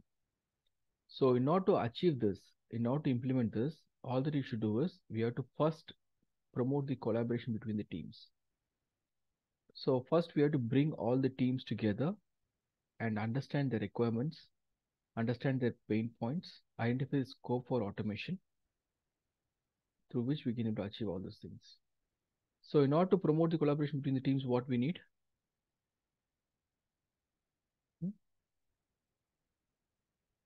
Let's say you are in a lead role. Okay, you are responsible to implement DevOps for one of the customers' side. So your requirement is to first establish a collaboration between the teams, right, to achieve DevOps. So how will start the activity? Like, what is the requirement to promote the collaboration between the teams?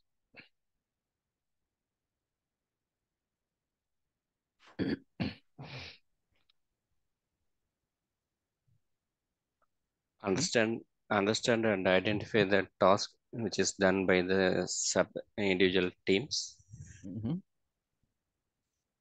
Okay. Even before that, firstly, we Know should the process what they are doing. Okay, even before that,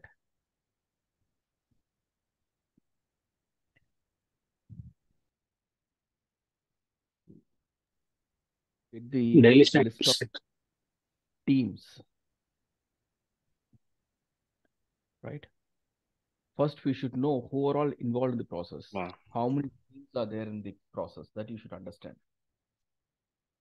right? First, you should get a complete list of teams involved in this SSD process. Only if you know the team, you can able to try to get the tasks, day-to-day task process and their requirements. So first, as a DevOps engineer, whenever you are responsible to implement DevOps, you should have the complete information about all the teams who are involved in the process. So can you please figure out who are all the teams involved here in my SDLC?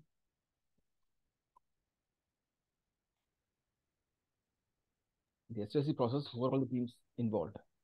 Developers. Development team. Mhm. Cross-functional teams, Testing. development, Bu- QA, business analyst, BA. BA, Okay, development team. analyst, QA B, team, Operations team. Product owners. Product. What do you mean by this? Product? Yeah, product owners. Who owns it? Okay, product owners. testing team, Testing. Business analysts. Okay. Security and monitoring. Okay.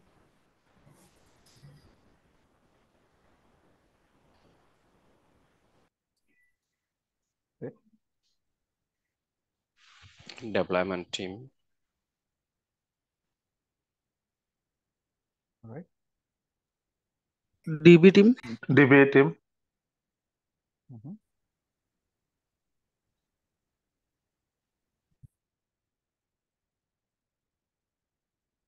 Documentation. KRA. documentation is a part of BA, right? Then, User research. sorry, user. User research team. Okay. design team, Okay. Infra team should be there. Okay. Hmm.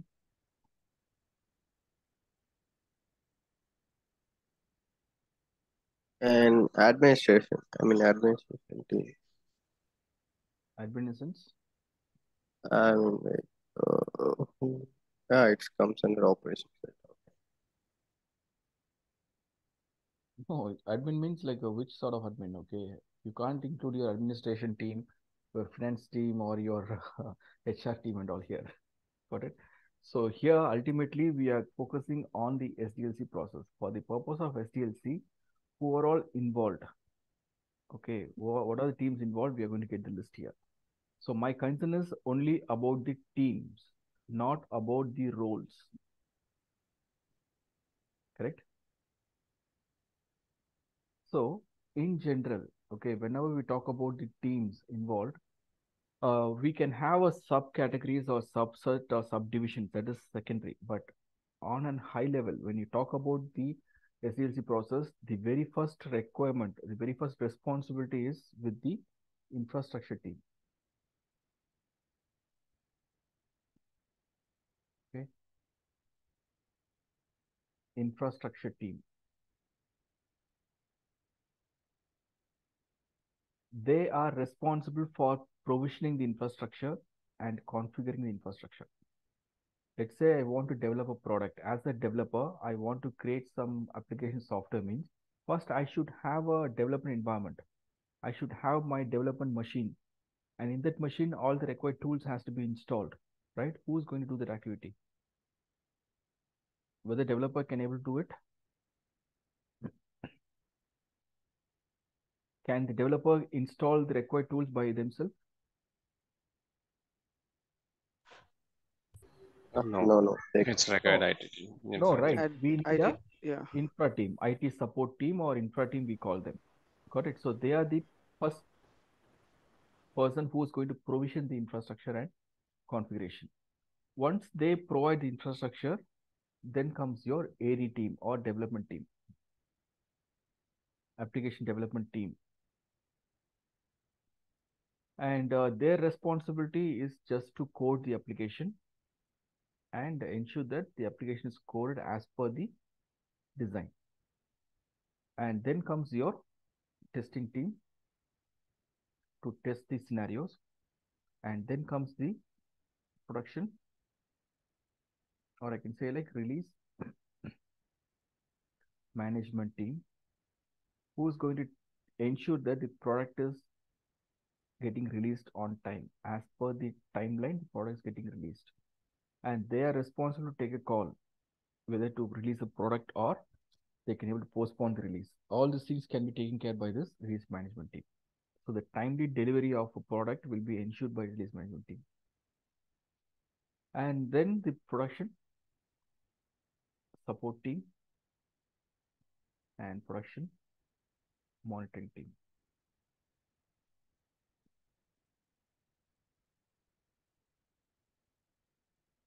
Right. So apart from all these things, there is another important team called security team. They are also very much important in this workflow. So apart from that, like user research, documentation, DB team, database related activities or database administration, and the business analyst, all these people are considered subset of this application development. Got it? So this is how we categorize. We just identify the teams first of all. All right. And once the teams are identified, it is our responsibility to engage with all these team members and try to understand their current process, their current task, and we'll try to understand what are the tools they are using for each and every activity. Like for example, if an infrastructure team, if they are providing the provisioning infrastructure means how they provision the infrastructure. Are they doing it manually or do they have any automation tools to use that? Similarly, application team, how effectively they are developing the code, how much they are productive, how much time they are spending to code the application, how much time they are spending to build the application. Are their build activities are automated or manual? All these things we should understand during assessment phase. Similarly, testing team. Testing team means what is their primary role, how they do the testing, what are the process they follow, how they creating a test cases, how they create the test scenarios, how they generate the test data. Or these things are automated or still they are using some manual process. Because usually testing team consumes a lot of time to test it, right? That matters. Similarly, the release management team, how they're releasing a product, how they keep a track of changes and releasing the product.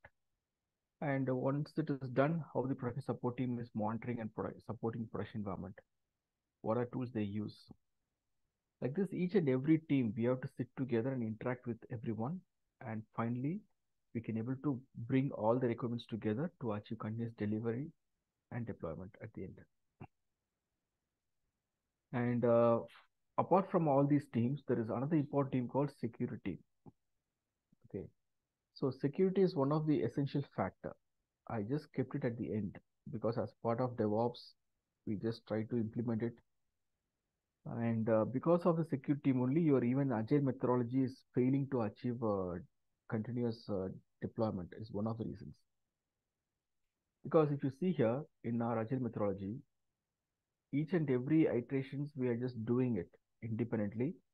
Developers are testing it, developing it, everything is done. But finally, when it goes to the production implementation, just before production implementation, there will be a security audit happens. The security audit, what they do means they will audit the entire process, starting from the design, starting from the coding, each and every level they do audit. So what are the changes the developer made, the coding, whatever they did, whether they coded the application as per the company's coding standard or not. And the tools, whatever they used for development, like they must be using some JDK tool or any build tools, whether all these tools they were used, whether it is under the licensed version or not, or it is officially recommended version or not. Sometimes we might use some third-party tools, some open source tools. That open source tools has to be properly scanned and monitored for vulnerabilities. Without proper knowledge, if you try to use such tools, it might create some vulnerability and it will impact the entire infrastructure at the enterprise level. Correct? So all these things should not create any impact on the production environment. So before the code move to the production environment, it is a responsibility of the security team to do a complete audit on the process. And once they give sign off, then only the product will be moved to the production. Got it? So like this, there are various teams involved in the end-to-end SDLC process. Now, using DevOps, we are trying to collaborate with all these teams, and we are just going to help them to automate the process and speed up the process. That's all. Even without DevOps also, they are doing their jobs for many years. But on top of it, we are going to introduce a DevOps approach that helps each and every team to speed up their process. That's all we are going to do. We are not going to replace anyone here. Even if you noticed here, I never include DevOps team. Correct? Throughout the SDLC process, we have these many teams, but I never include DevOps team here. So where DevOps team will come into picture?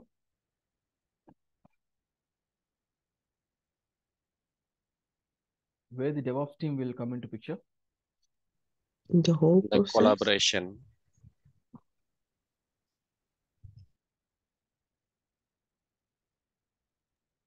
The whole team is spanned into different roles, right? So ultimately, the DevOps team, according to me, it sits on top of everyone.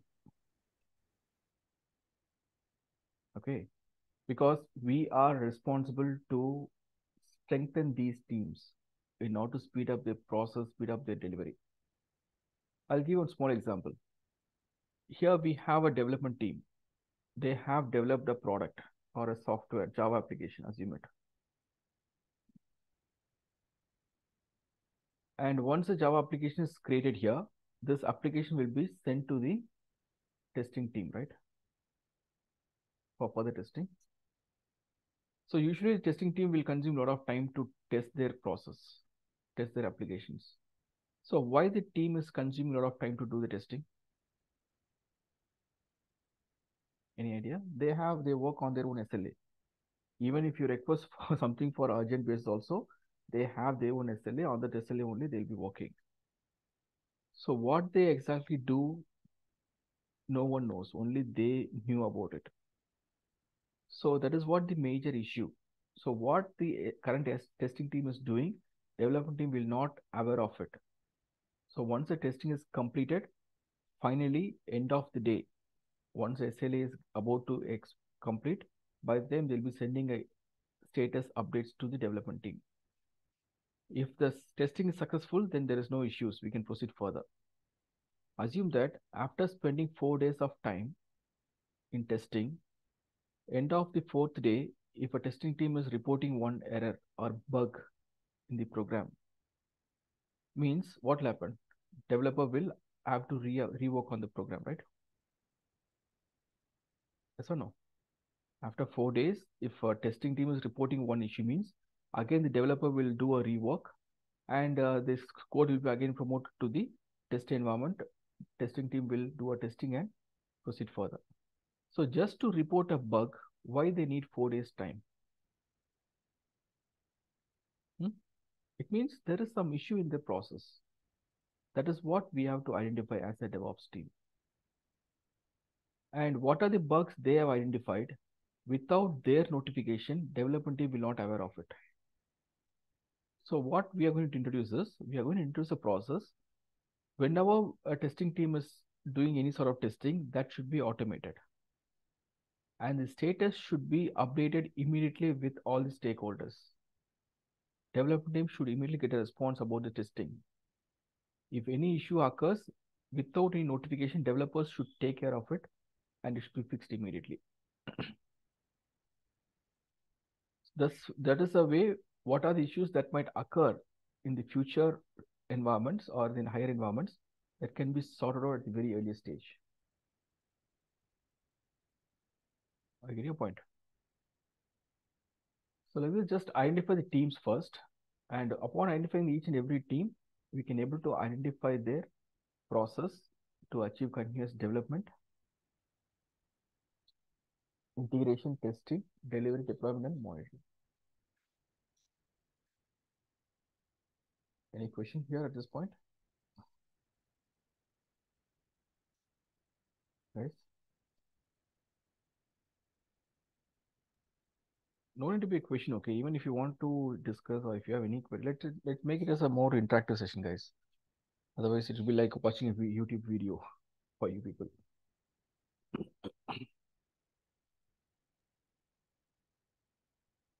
Are we good to proceed? Yeah. Yeah, sure. Okay. So after identifying the DevOps teams, right? I mean teams here, the next thing is about the DevOps stages. So in order to work in DevOps, you need to be clear with all these stages because the entire DevOps implementation is completely based upon these stages only. And the stages are nothing but continuous development and monitoring. That's it.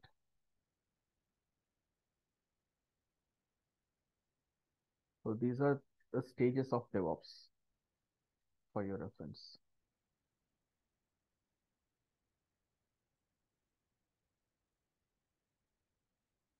Okay.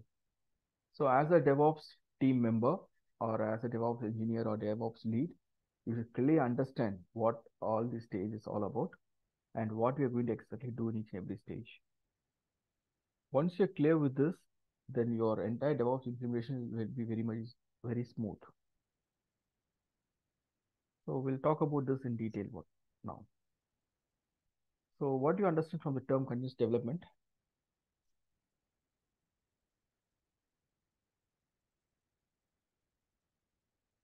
What you understood from the term continuous, you know what is a development, right? Development, anyone can answer. It is a process of coding or developing application, right?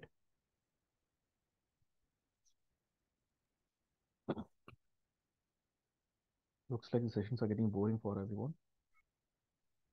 No. It's a continuous development means a developer can do the coding and as well as means he can deploy, right? For deployment, I have a separate phase, separate stage. But here we are Okay. development. What do you mean by that? Development means, you know, it is a process of developing or coding the application. What do you Yeah, mean by coding. the term continuous? So it's basically iterative and incremental. Okay. Means like developer will be developing the code every day and like he will be pushing the changes by raising the PR. Like this will be continued for all the iterations.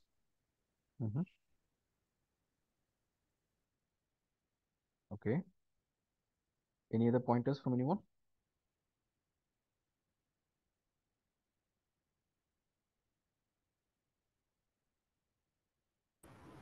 Sai, in terms of agile or the waterfall model, continuous development means in waterfall model, all the requirement will be coming and then they will develop and then deploy and then they will wait for a longer period of time for the next iteration.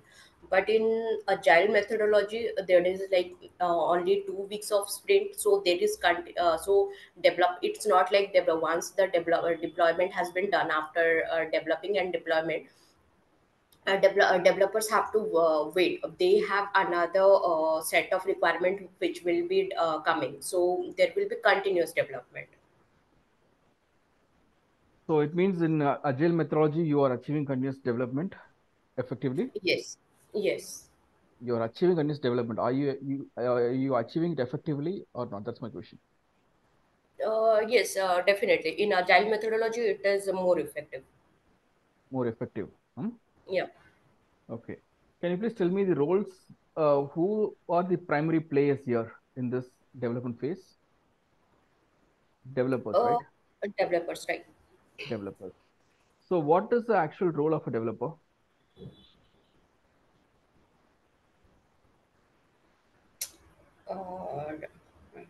Actual role it is to To develop. understand the business requirement and then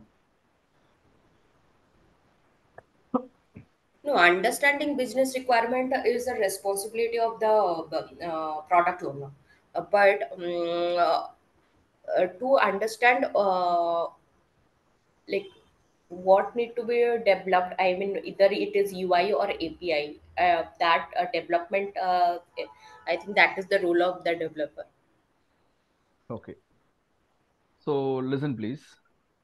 Assume that we have been now assigned to do a Java web application development. Can be from my e-commerce portal, whatever it is. So one developer is assigned with this particular task, and his primary objective is to code the application, right? Right.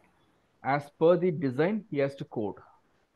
That is what his primary role and his responsibility. Mm-hmm. Apart from that, what are activities he do? Yeah, he will perform unit testing also He'll in order perform. to identify any like coding issues. Okay, so before he performs the unit testing, he has to build the application, right? He has to compile. So build means the process of compiling the source code.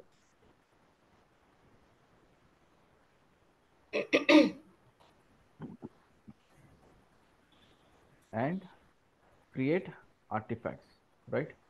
Artifacts means binaries. Let's say if they are creating any web application, means the artifact will be like something like this WAR file, or it can be jar file or whatever it is. The executable unit of the source code, whatever they developed, it will be compiled and artifacts will be created. And then comes your unit testing, right? Once unit testing is done, what he is doing in your current environment as a developer in Agile, what are you saying? Deployment. As soon as he do the unit testing, he will deploy, or I can simply say like promote to higher environment. Correct? And upon promoting the code, what he will do?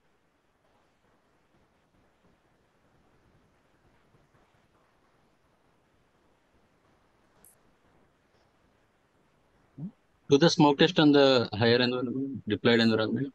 That is done by the testing team. But promote the code to higher environment or to lower environment, because testing before that it has to go for the testing, right? So either it has to be QA or the test environment before Higher going to the higher. environment from his dev environment. If I say a Mhm. higher environment, it is a QA or testing, Okay. not the target environment. Target can be your production. I'm not talking about the production deployment here. Mhm. From his, once the unit testing is completed, he'll be promoting the code to the higher environment. That is for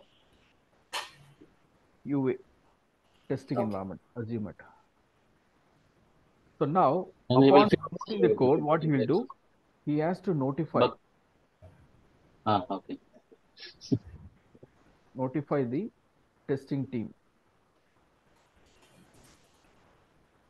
to pick up the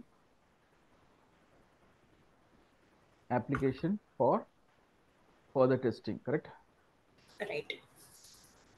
And upon this notification, testing team will pitch in and they will pick up the code and do the testing. And once based upon testing result, they will notify the developer again, correct? Mhm. So if you look into this process here, continuous development process, I told you the ultimate objective, why I recruited my developers to do the coding. But apart from this, is doing lot many activities like building the application, unit testing, promoting, all those stuff. And all these things he is doing manually, correct? In his dev environment, he is doing it manually. Even if we want to send a notification also, he has to draft an email and he has to send it to the testing team. So this is what the main gap in your Agile methodology. So using my DevOps strategy, I'm going to focus on all these key areas and help my development team, help my developers to achieve continuous development. So continuous development means it is a process or it is a capability of the system that helps the developers to improve their productivity. Let them focus only on the business logic creation. Let them focus only on that area. What is the job? Just do his job. And all the associated jobs can be automated through DevOps.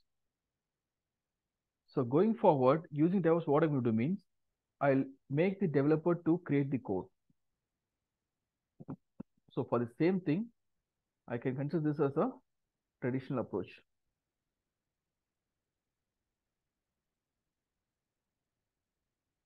And now what I'm going to do here means I'm going to introduce one DevOps approach. And in DevOps approach, all that I'm going to do here is, once the code is ready, once the developer creates a code,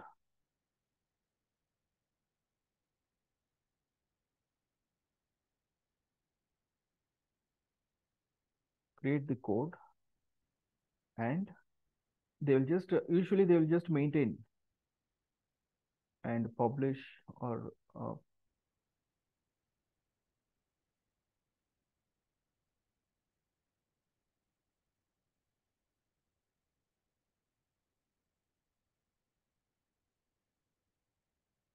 repository.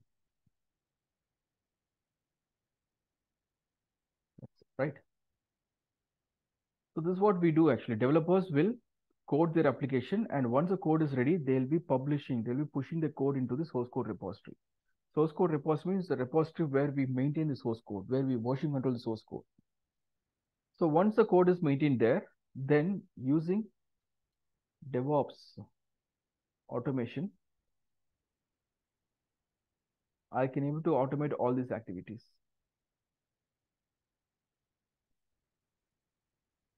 Got it? So this is what the workflow. So going forward, developers no need to manually build their application, no need to manually create the WAR file, or they don't need to do it any manual unit testing. Unit testing also can be automated using DevOps. So with this, we are just trying to improve the productivity of the developers. He can focus only on the business logic. Once he's done with it, he can able to pick up the new module and start working on it. This is automated.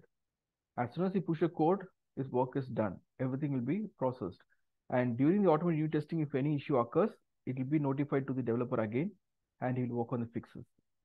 Upon completing unit testing, the code will be automatically promoted to the QA environment. That can be achieved. So what are the tools we are going to use here at this point of time for continuous development means? We'll be using some intuitive IDEs like Eclipse-based IDEs. Or it can be your Visual Studio Code. Or if they're working in .NET means they'll be using just Visual Studio, right? Or they can use PyCharm for Python developers. So these are the IDEs they'll be using for development, coding and development. And then we'll be using Git for managing the source code. We'll be using Jenkins to automate this build activity, automate the build and automate unit testing, automate code promotion, everything can be done with the help of Jenkins. And along with this, we'll be using some build tools. Build tools don't need to mention here because build tool will never comes under the DevOps. It is something part of your application. So it depends upon the application language, we'll be using build tool. So these are the three important tools that we are going to enforce, we are going to introduce if it is in DevOps approach. Got it? And next thing is about the integration. That is continuous integration. So continuous integration means it is just a process of all these things only we call as continuous integration.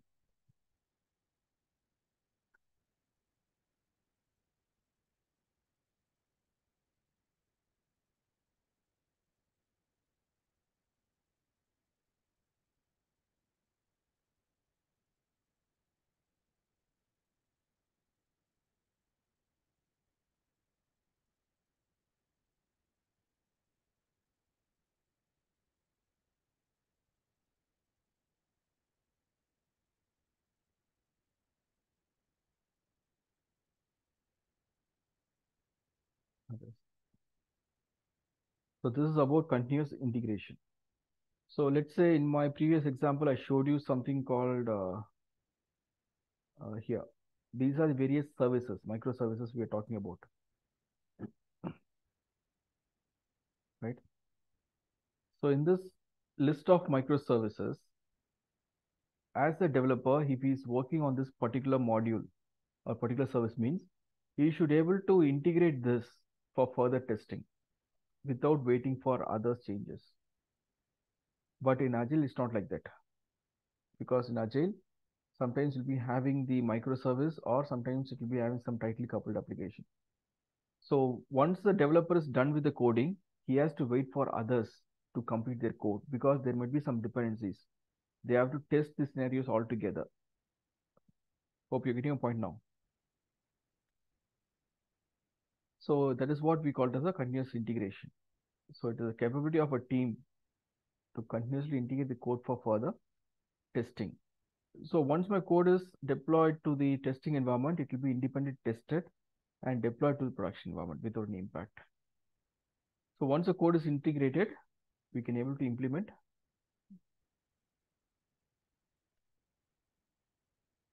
continuous testing. That's what. So code integration and testing will come together. The main objective of code integration to achieve continuous testing only. So in order to perform this continuous integration, obviously we'll be using some Jenkins tool.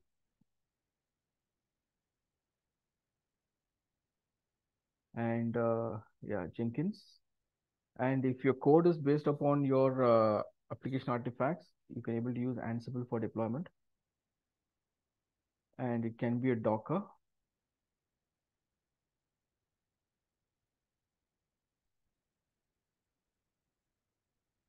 And Kubernetes. So these are the various tools that will help you to quickly package or deploy your applications to higher environments. And for continuous testing, they can able to use some tools like testing tools like TestNG, JUnits, or Sona, what do you call that? Selenium. These kind of tools can be used for testing purpose, and also will be using this Jenkins for that matter.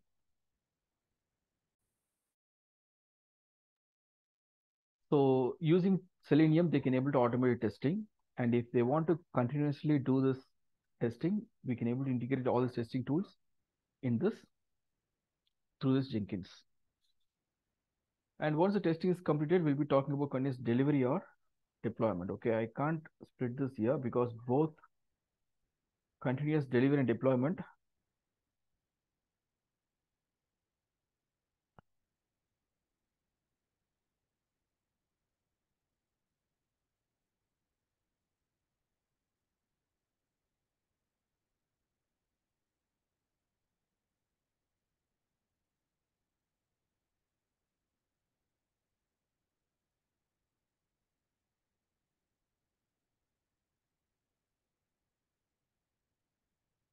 production release. It is not like we are going to use a delivery approach to deliver to QA environment. Whenever you try to move the code from dev environment to QA, that is called as a code promotion to that QA environment. The terminology might look similar, but the actual process, the technical processes, the continuous delivery and deployment are dealing with the production release. So what is the difference between continuous delivery and deployment? I told you, if you can recollect, this is the difference. So if you're using continuous delivery approach,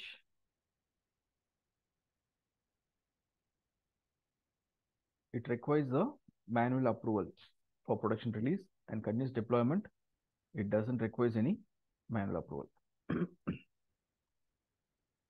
Clear? Any question in this 2 steps?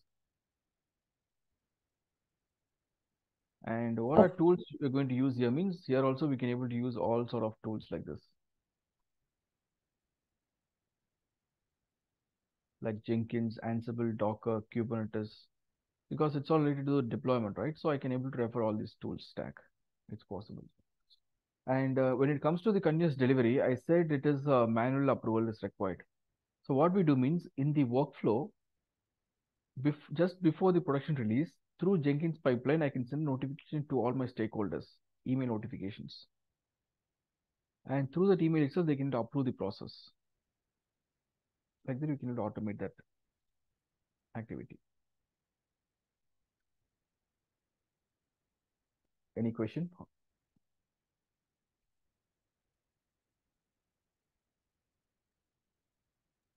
Yes? No. Okay. And finally, your continuous monitoring. So continuous monitoring means it is, let's say I just deploy my application in production environment.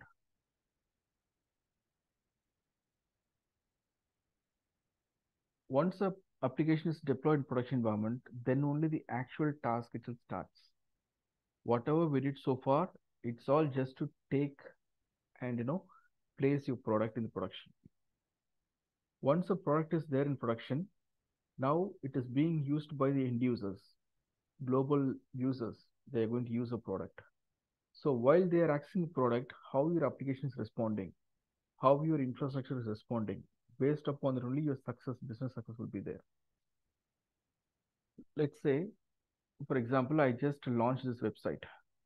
Like you can talk about the same scenario, the example, whatever I gave, right? Where it is, yeah.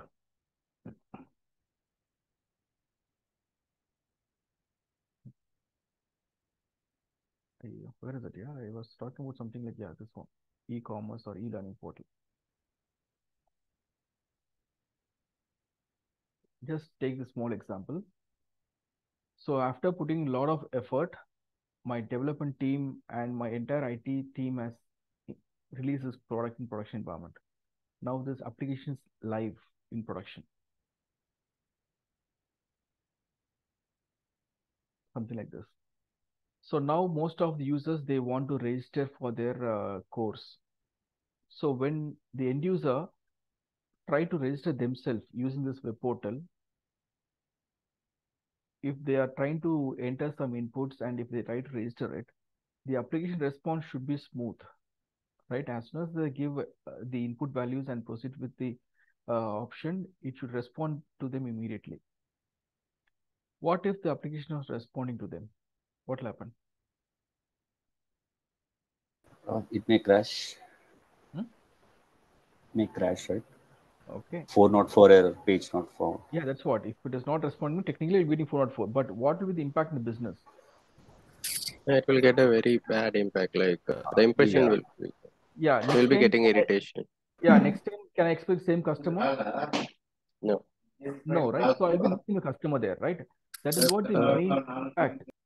That is what the main issue in production. Okay, once the product is released, if you simply leave the product in production, then there is no use. So you have to continuously monitor your application which is running in production environment.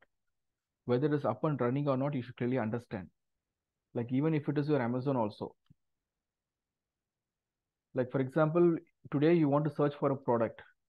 After entering your product in the product search bar, if you press enter, you should get a response immediately about the status of the product.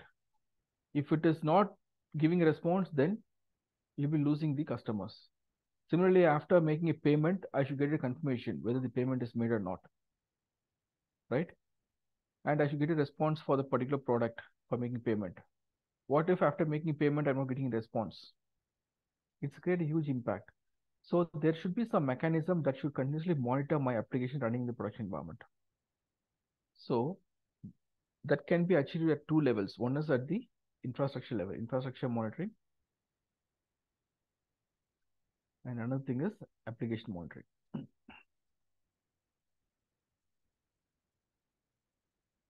Infrastructure monitoring means, let's say, for example, okay, you can tell me the reason why the application is not responding for any reason. Like what could be reason? Like when you give this Amazon.com and if you hit the URL, I should get the response right from the site. If I'm not getting any response, what could be the reason? There will be huge traffic on the servers. Huge traffic on the servers.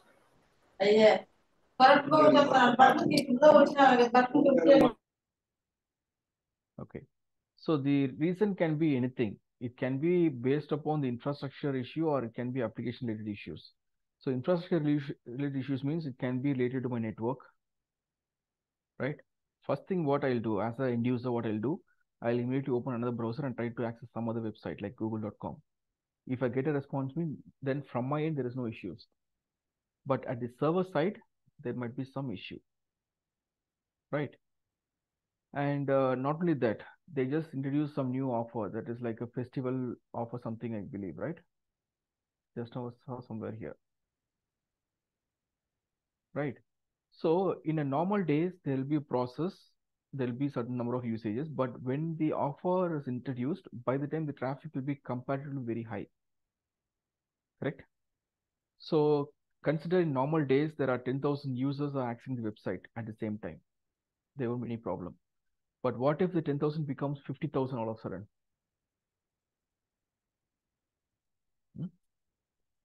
It will definitely impact the performance of the application. So to The server will crash. Yeah, so to overcome that, we have to continuously monitor the traffic. Because whenever the traffic is increases, automatically CPU utilization of the server also will be increased. And based upon number of requests, the memory utilization also will be increased. So these are the various factors that will impact the infrastructure. So how I'll get to know about all these issues? Only with proper monitoring mechanism. So what we do usually in real-time environment means we'll be monitoring the infrastructure based on all these factors, and we'll be defining some threshold limit. Like I can say like 80%. So whenever in my production server, whenever the CPU utilization is reached 80%, I should immediately get an alarm. And based upon that, I can able to clean up the unwanted files and free the memory, or I can able to add more servers or CPUs to my infrastructure. Yeah, we can scale up. Yeah, so like this, depends upon the monitoring tool only, we get to know what is the current usage and what is the necessary action we have to perform over there. Got it? So in order to achieve this, we'll be using some tools like Prometheus and Grafana. And also we can use something called, Jenkins. And apart from Prometheus and Grafana, we have many other tools like Splunk, Datadog, and we have something like, Dynatrace, Nagios. Like this, there are a lot of monitoring tools available in market to monitor your production environment. And not to automate the monitoring and get the feed, we can able to integrate with Jenkins. That is how we can able to use here. This is at the infrastructure level. And similarly, if you consider the application level, we have something called application monitoring. Because assume that my infrastructure is perfectly fine. I don't have any problem in infrastructure. Still, if I'm not getting a response, after entering the value here in the search item, if I give enter, I'm not getting a response.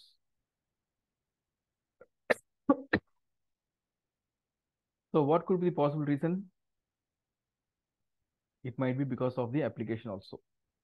Because it is the responsibility of the application to query the database, right? Based upon the field. Developers will write some query, SQL queries to pull the data from the database. So the query, whatever they have written, how much it is optimized, how much time it is consuming to pull the data from database. Each and everything has to be monitored.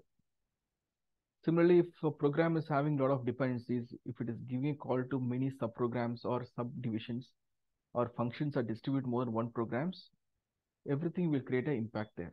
So like this, we have a lot of mechanisms involved to monitor the applications at the production. Like we can use something called AppDynamics. Tools will be used for the purpose. So once the monitoring team continuously monitors your infrastructure, it will be sending some notifications, and that will be completely handled by your production support team or monitoring team. They are responsible for that.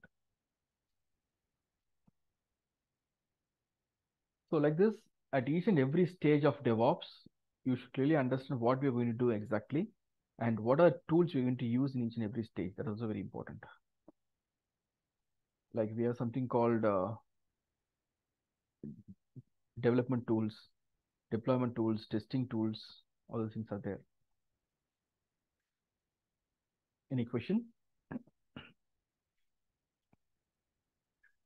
So at least now you should know what is the purpose of all these tools now, right? Initially, I was giving list of tools. Can you figure out now?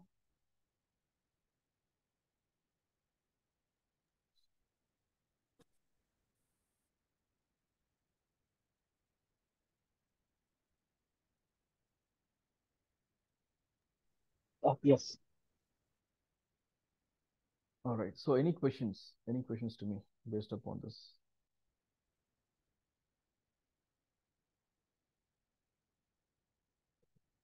So once we are done with the introduction, the next upcoming modules will be on a practicals only. Okay, maybe first day it is completely like a theoretical, and it might be boring for experienced people, but still you have to manage. Fine. So these are all the various stages in DevOps, and please be clear with what we are going to do in each and every stage, and what are tools we'll be using it. So next thing is about what we are seeing here. DevOps stages, teams, and based upon the stages. Sai, I have one question. Hello. Yeah. Sorry, I have one question. Here, are we using any security tools? Yeah, that's what I'm going to talk about now. Okay. Tools. Okay. Yeah, what's another question? Who's that? Is someone else, right? Yeah, I'm Nitesh. Yeah. So my question is like, can we automate this like raising bugs in the event of continuous monitoring? So when we monitor, and can the system prepare the bugs automatically and like raising an incident or something? Because in the company that I'm working, we somehow get the incidents on a delayed basis something. And by the time the release is almost done and the post release, we are getting the bugs or incidents because that is totally handled by different team. So can we integrate this team? I don't know if my question is correct or not, but yeah, this is my idea. Yeah, this is possible. That is what. So ultimately, it is a process of moving towards DevOps approach. Okay. Like if you're in your environment, if these activities are being handled by some other team means, then if you're introducing DevOps, everyone will be under a single window now. Got it. So through which you'll be having a single point of control and handle the process. Got it. So it is a process change actually. We'll talk about it. Okay, I have that in Sure. place. Thank Fine. you. So now after understanding each and every stages of DevOps, we should clearly understand the tool stack, the DevOps tools. What are tools you're going to use? So starting from the implementation, right? I was like here, these things we're talking about. So what are tools I've listed here? It's all considered as DevOps tools. And in general, there are two types of tools. One we call it as open source.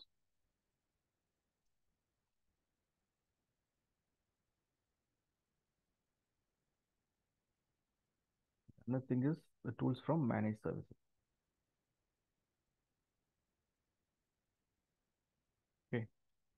So tools, it can be from the open source or it can be from the managed services. So open source tools means all these tools are considered open source tools. If you want to implement DevOps using these open source tools, you are free to download, install, and use it without any issue. It's all available free of cost. But apart from that, there are some managed services that are provided by the service providers.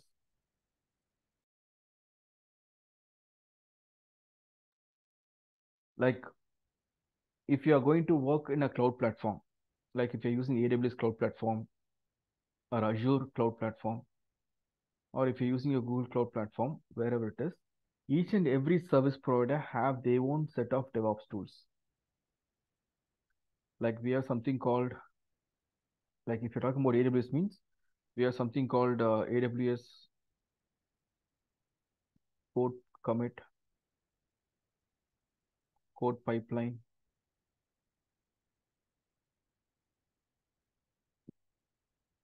code build.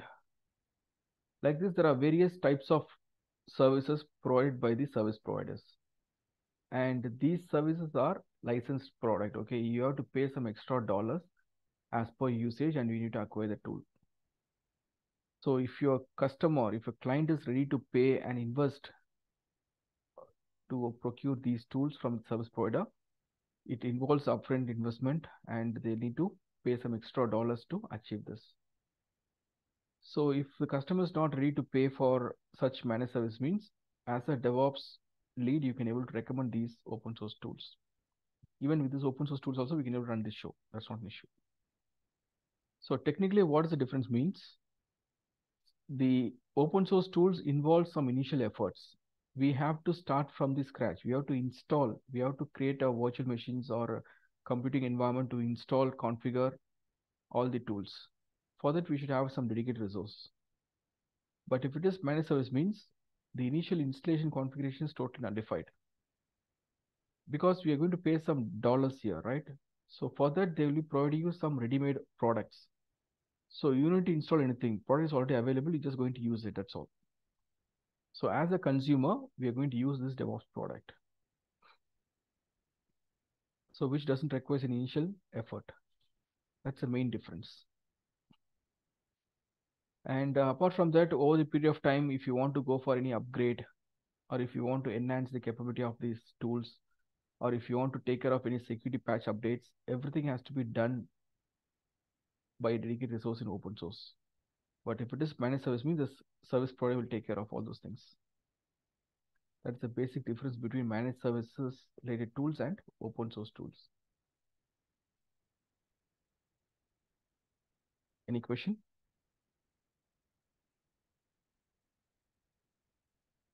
Hope you can understand the difference, right? Yeah, are we learning about any cloud as well? Yeah, like So we'll be learning about these open source DevOps tools, and okay. to manage this open source DevOps tools, we'll be using AWS Cloud Platform. So we'll be creating AWS free tier account, and there you'll be creating your EC2 instances. That is your VMs. And within that VM, we'll be installing all the required tools and start working on it. I'll talk about, okay, for lab requirements, I'll talk about separately. So why we need to understand about this means tomorrow, once you approach any customer for the DevOps implementation, it is our responsibility to give a recommendation of the tools also. Any question in this tools level? There are only 3 cloud services, right? AWS, Azure, and GCP. Is there anything Not other? just three, not just three. These three are the top players. That's the reason we have three in the list. Apart from there are a lot of cloud service providers available in market. Okay. And in AWS, Azure, and GCP, all these 3 cloud services, there all the DevOps tools are present. Yeah, that's right. Yeah, okay. Every service provider have their own DevOps tools now.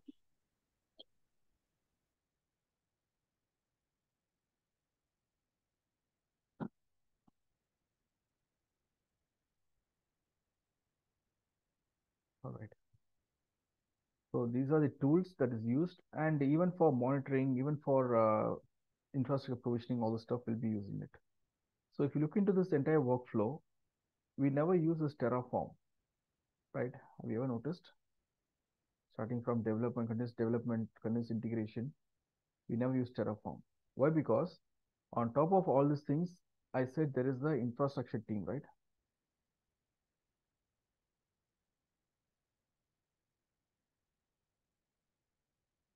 So infrastructure team, their role is to provision the infrastructure and configure the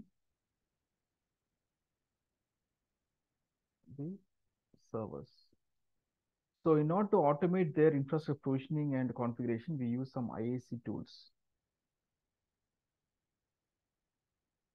like Terraform and Ansible.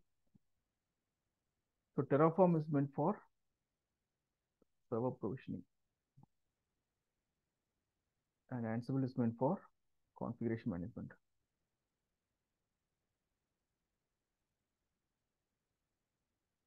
That's it. So through this Terraform, we can able to automate the server creation process, and through Ansible, we can able to automate the configuration management. So I'll talk about, okay, we have this in place. In the upcoming topics, we'll see all those things in detail. So we are going to learn about all these tools in the upcoming sessions. Any question?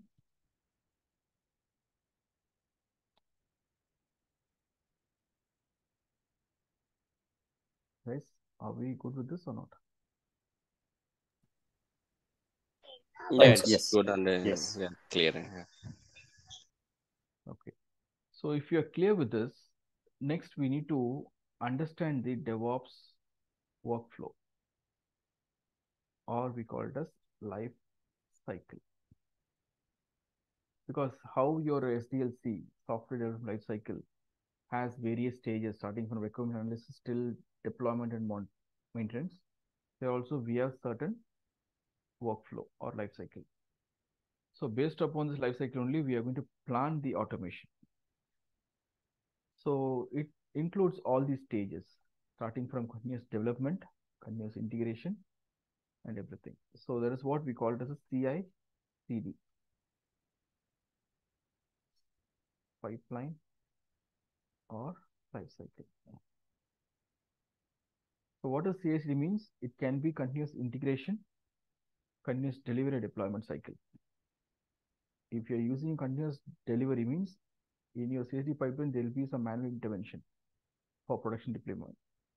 If it is a continuous deployment means, then it is completely automated pipeline, end-to-end pipeline. So the objective of DevOps is to achieve continuous deployment only, not to achieve continuous delivery. So the matured level of DevOps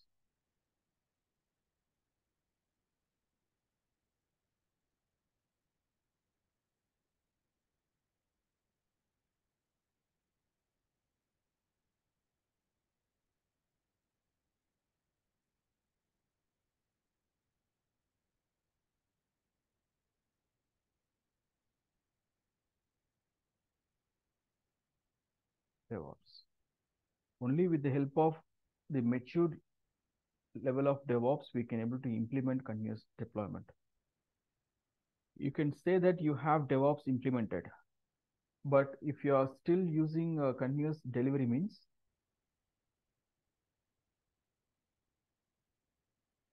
is not recommended in DevOps. So it means it is not yet matured. It is just at the very earliest stage. Got it? So always try to focus on the continuous deployment. Then only your DevOps implementation is considered as a successful implementation. All right. So even you can take any sector. Okay, like we have something called production deployment window. So what do you mean by this production deployment? Or we call it as a deployment window. Any guess?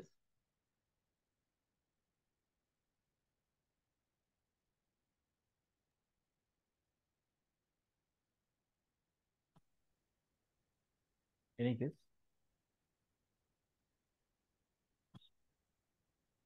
Okay, just tell me one thing. I have a product, and once my product is available, when I'll be deploying it, I'll be choosing a time frame. Non-business hours. Yes, so where there is less traffic or there is no business. Let's say you can take any of the core businesses like banking,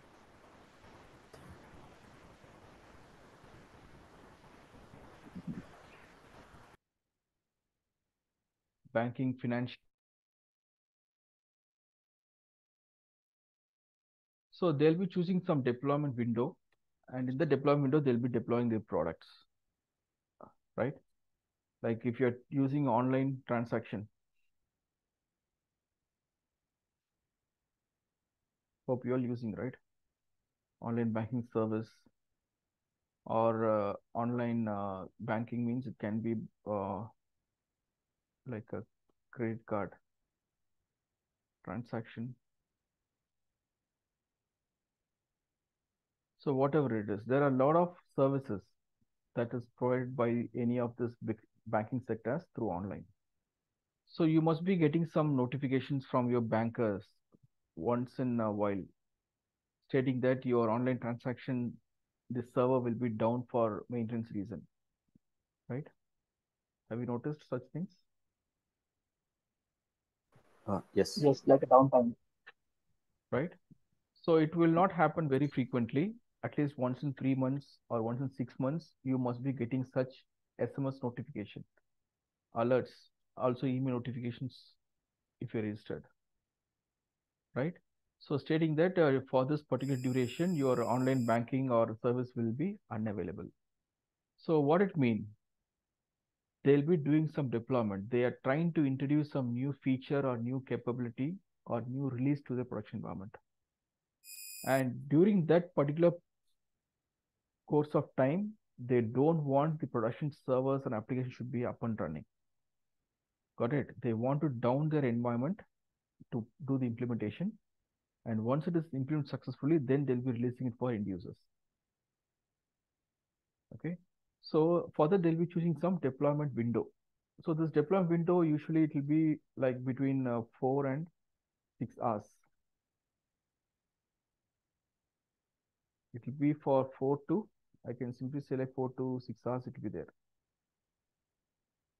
And that too, it will be at the very late night or during the non-business hours, during weekends, Saturdays, Sundays, where users will not try to access their machine. They know, as per their analysis, they will get to know when their traffic is very, very less. So how they can able to use those hours without getting any impact. They'll choose that duration and they'll try to deploy the service. So once they deploy, I have a doubt. Nowadays, like I've heard that they have introduced a new procedure called blue and green. yeah, I will talk about it. So once we deploy the product in the production environment, before the product reaches the end user, they'll be doing a thorough testing, right? Yes or no? That's what we call it as the production testing.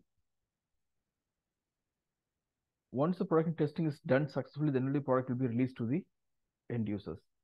So during this time, if anything, any issues happen, what we'll do? While I'm doing the production testing after deployment, let's say already my application is running with version 1.5, and now I just introduced a new version 1.6. This is my new version. So upon deploying this new version, while doing a testing, I'm facing some issue. It is not working as expected. What should I do? Deployment will be Can postponed. we roll it back? can roll back. Yes. So during such issues, what we usually do means, what we do usually here, first thing is we'll try to fix that issue. Because as like that, I won't revert the changes, okay? I have 4 to 6 hours time with me. Within the 6 hours time, if I can able to fix that issue means then it's well and good.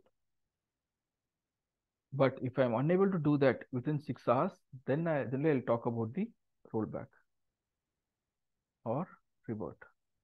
So the control will be going back to a previous version and this version will be active now. 1.5 will be active. So this is the reason why they introduce a production window to do the thorough testing and get the approvals and sign off from all the stakeholders before the product reaches their customer. And this is still happening in most of the financial sectors. To complete these activities only, they have requested for that timeout. They just informed you, right, about the timeout. or the downtime. Remember, through SMS and all, this is what happening during this process. So this is what we call it as the continuous delivery process of deployment, or I can say like production release.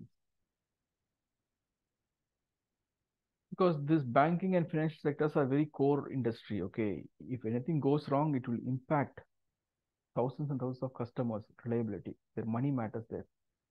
So even if they have a downtime also, that is not going to impact the business. But upon production implementation, if there anything goes wrong, then it will create a huge impact in their business and remuneration. So for that, they are okay with this downtime. I'm okay with this 6 hours downtime. I don't have any problem. But once the production is done, it should be a reliable one. That's what they expect. So in such situations, still we can go with the continuous delivery approach if you're using DevOps. But apart from that, there are some businesses. Like apart from this banking sectors, we have some business like your, what do you call that, e-commerce portal, like your Amazon,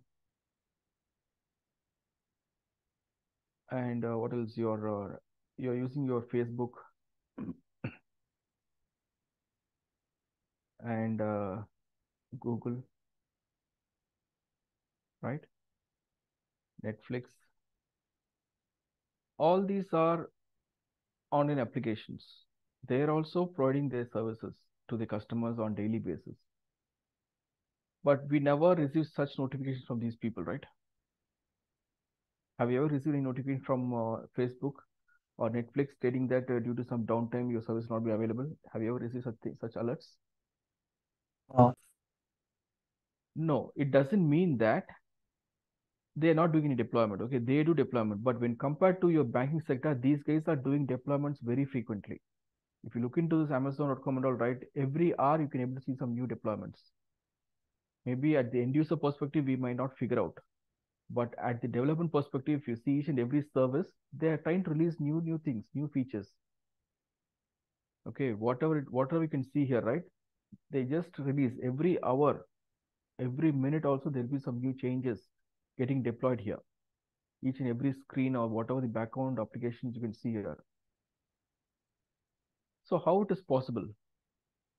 Because they are just deploying it as a service, microservice, not as a whole application. If you see each and every click you see here, everything is considered service. It will take you to that level. Got it? So like this, whenever we try to deploy any application, and if it is a microservice application, means we can quickly implement our continuous deployment. So this continuous deployment allows you to deploy a product very frequently without any manual intervention.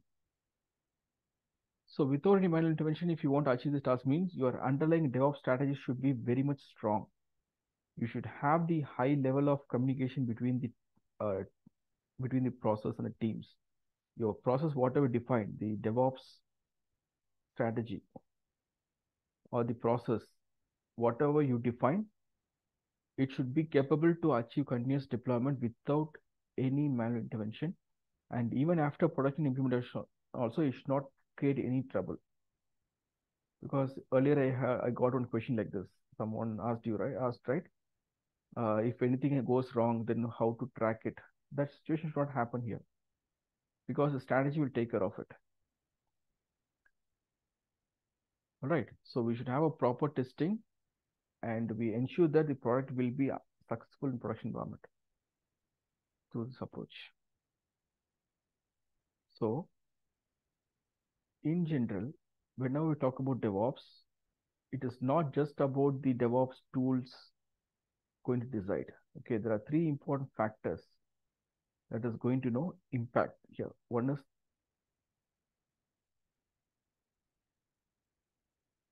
all about the people. So people are the key player here. Without their support, without their positive response, we cannot achieve DevOps. And next important thing is the process. without DevOps process, also it's very difficult to achieve continuous deployment. And finally, your tools comes into picture. Of course, tools also important, but we never give importance to tools at the very early stage, because tool means just a technology, right? It can change at any point of time. But the people and process plays a very important role. So that is the reason initially I said about the collaboration between the teams. If you see here, this definition, whatever I said,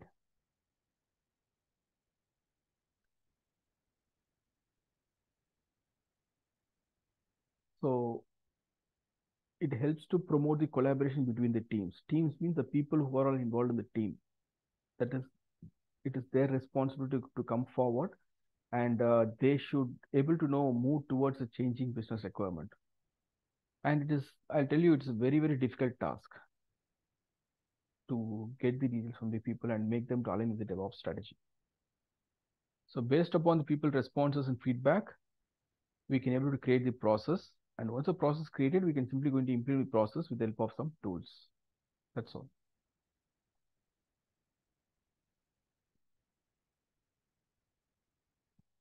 So what is the main challenge in DevOps? Like if you're talking about Agile means, I said in Agile, we can't achieve continuous deployment. Similarly, in waterfall model, we can't accommodate new changes. Like this, in DevOps, what is the main challenge? What could be the challenge? I won't say it's a drawback, but what could be challenging entity here?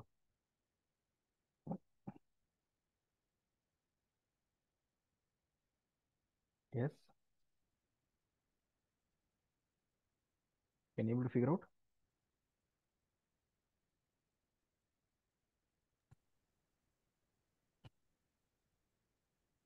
You said continuous delivery earlier, right? Continuous Delivery. Okay. What else? I feel the difficult part is continuous integration. Okay, continuous integration. Then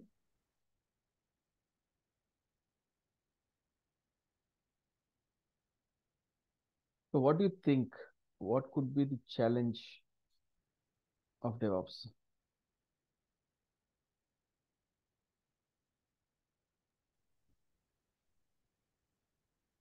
Automating troubleshooting, I mean, bug fixes, like a self-healing code. We have in DevOps, we have automated almost from development till the deployment. But post deployment, if there is any issues occurring, that we cannot automate. Okay, so you consider that as a big challenge. Yeah. DevOps, we are doing automation so that the program is self-sufficient, right? It runs on its own. Okay, what else?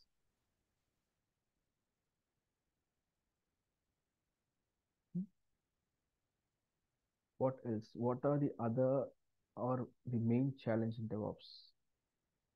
It's an open question, okay? Anyone can answer, please.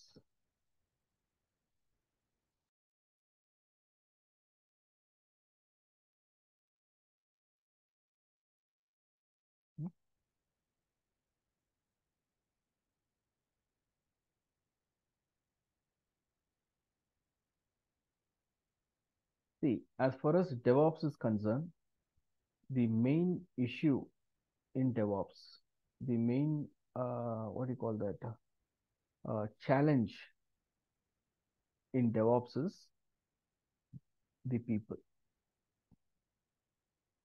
Okay. People. They are the main challenge in implementing DevOps.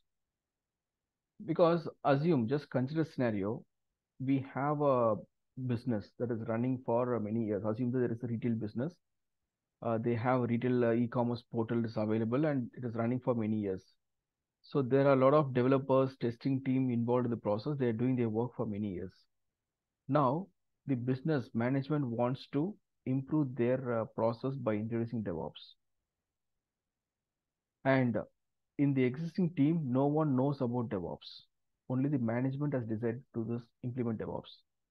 So now when they approach us for implementing DevOps, it is our responsibility to talk with all the teams, and we should make them understand the importance of DevOps and the tools and its capabilities to implement it. Why? Because it is not just about implementing, okay? It is also a process of learning here. All the team members should learn something on DevOps. They should know about some DevOps tools, like how to use Jenkins, how to use Docker, how to use Ansible, Terraform. So all these additional tools they have to learn now. Hope you're getting a point.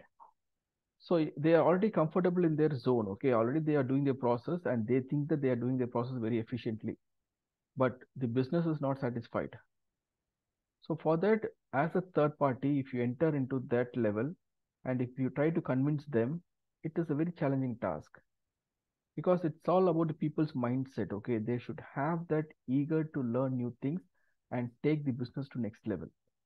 If they are in their comfort zone, it is very difficult to extract data, because based upon their inputs only you can define a process. Okay, so if you look into this thing here, if you talk about DevOps team, we have a lot of roles here. Like we have something called DevOps consultant, DevOps lead or architect, and leads. So these are the key players who will interact with the customers and who will interact with the application teams and other teams to define the process. So in order to define the process, first we should interact with all the people and get the required details. That is what the key part here. Once you're done with that, then implementing is very, very easy. Whether it is a before production or after production, even after production implementation also, we can able to smoothly implement our automation. It is possible.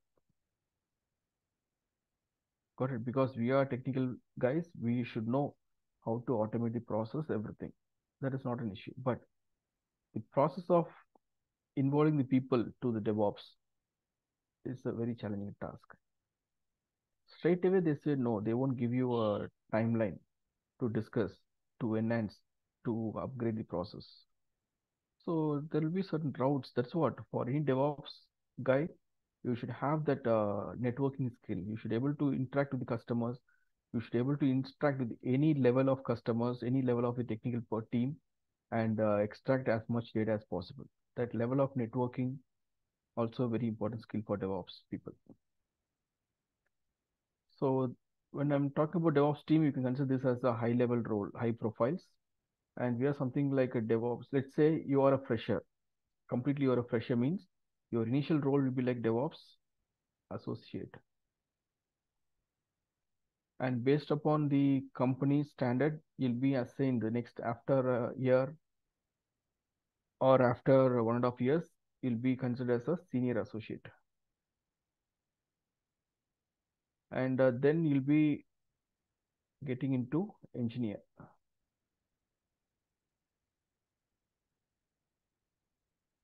Or senior DevOps engineer.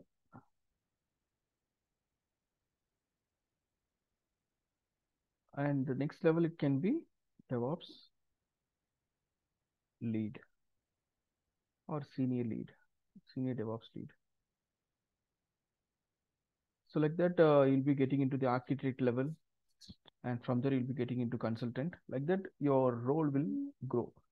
So whenever you're trying to implement the ground level people, the associates, the engineers, the leads, they are responsible to work on the scripts. They'll be writing a script and they'll be automating the process. So all the DevOps technical things should be known by all these people. That's very important. Here I have one question. I came to know one role is SRE. What is the role of SRE and what is that is the next level of DevOps. Whatever we're learning here, it's all about DevOps. Okay. If you look into the evolution here, like initially we had something called waterfall, right? Yeah. And then we have something called agile. And now we're talking about DevOps. And then we have something called DevSecOps.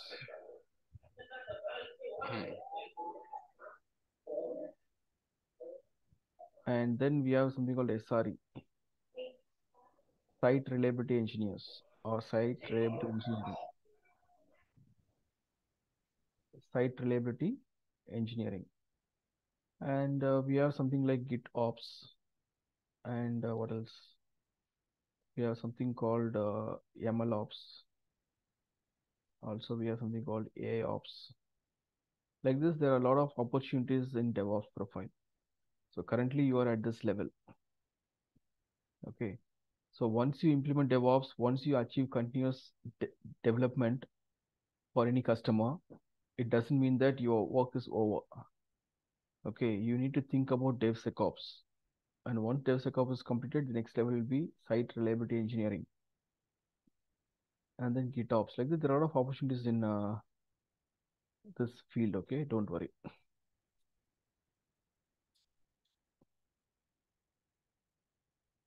So that is about the DevOps team and their roles and responsibilities. So if you are at this level till lead or senior lead, definitely you will code on day-to-day basis. If you're as what do you call that architect or consultant, you'll be managing a team. You'll be managing the team who is responsible for creating the scripts and interacting with customers and all those stuff. So you'll be considered as a strategy creator. The strategy, whatever we're talking about, right? The strategy, the process will be created by the consultant, the architect level, and it will be implemented by the lead and the below level. Easy. Am I clear with this, all of you? Yeah, clear. Okay. So hope you all received that poll, right? Poll or feedback from something. Can you respond? Yes. Yes, yes.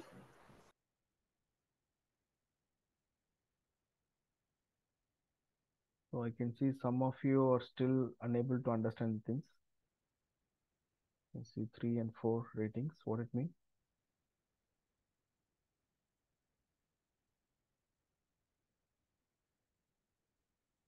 Yeah, can you please respond to the poll? People who are available, can you please respond?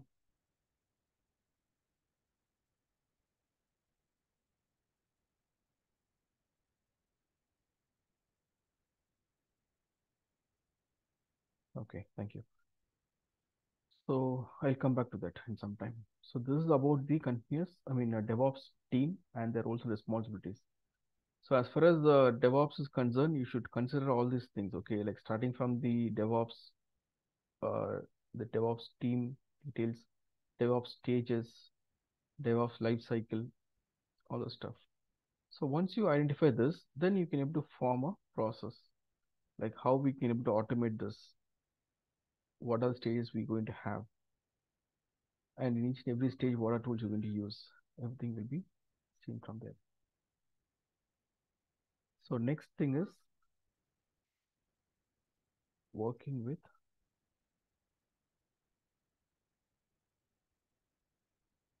DevOps tools. So we'll start our work with Git. Okay, once we're done with Git, then we'll move on to another modules. Like each and every one we'll see here. This one, right? So we'll be focusing on all these modules, guys. So first we'll start with Git module, and then I'll talk about Jenkins, build tools, Docker, and we'll continue. So before I proceed with the Git module, I'd like to talk something about your lab environment. So how are you going to practice your lab? In which platform are you going to practice? Okay. Hope you all are attentive now. Shall we? Yes. So first thing is, we are going to work in all these DevOps tools using AWS Cloud Platform. Okay. So in order to access to this, you should create a AWS free tier account. So AWS free tier account means through which you can able to avail the AWS services. At least for 12 months, it will be free for usage. So you can able to use all the AWS, almost all the AWS resources that is eligible for free tier account and practice it. So we are going to create some virtual machines, VMs, to work on this tools. So we'll be creating it from AWS platform.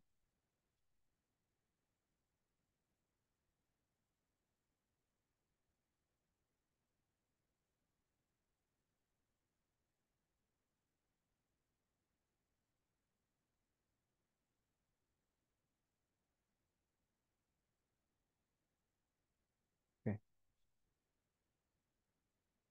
So how many of you already have an account with AWS? Or you have to create?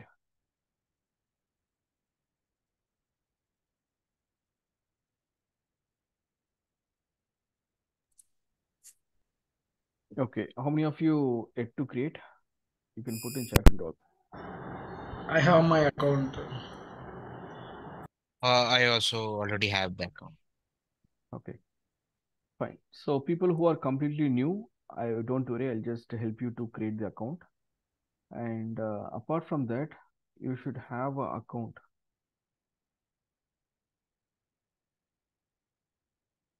GitHub account. I think I will keep this on priority.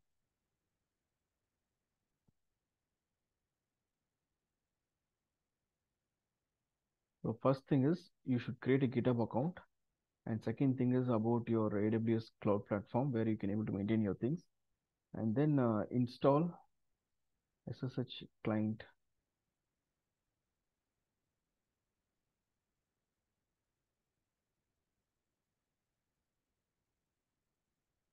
Okay, install SSH client in your local machine. So what does SSH client means? It is a tool that helps to connect to your VMs, remote servers.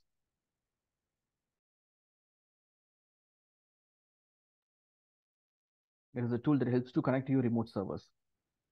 So may I know what is your local machine? What is your current local machine you have now? Is that a Windows? Windows. It's Windows. So anyone using apart from Windows, like Mac or Linux? I'm using Mac. Mac, okay. Any Ubuntu users, local Ubuntu users? I use Ubuntu in a VM. No, not in a VM. In So host, now, no. for in your local machine, your local laptop, I'm asking. It's Windows only. Windows only, then it's fine.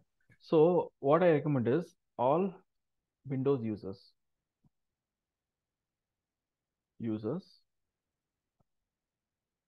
can download and install what do you call this? MobaXterm. MobaXterm is one of the SSH client. Don't worry, I'll be sharing you the link and all for installing this. You can make use of it. And the next thing is about Visual Studio Code. This is one of the IDEs we need for coding purpose.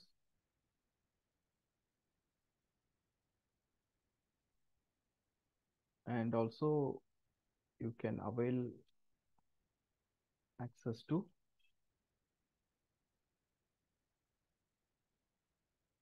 Docker Hub. Okay, so these are prerequisites. Okay, like if you want to practice your DevOps tools through this training, these are some prerequisites. So please try to have this in place. So first I'll show you about this too. To create an account in Google, what do you call that? Drive.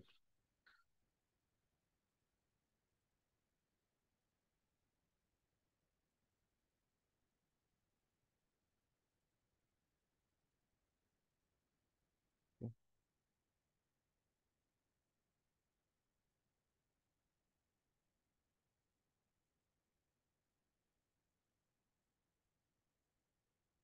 So I just pinged you one link. Can you please access it? Guys, I have pinged you one link. Can you able to access it?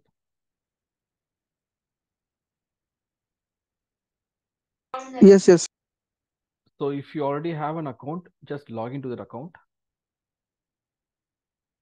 If you do not have account, you need to create it.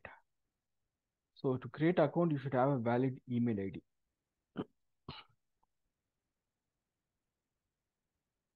Use a valid email ID and create that account.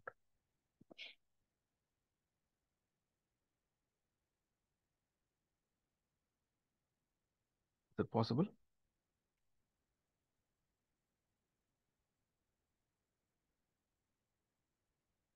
Guys? Working on it, sir.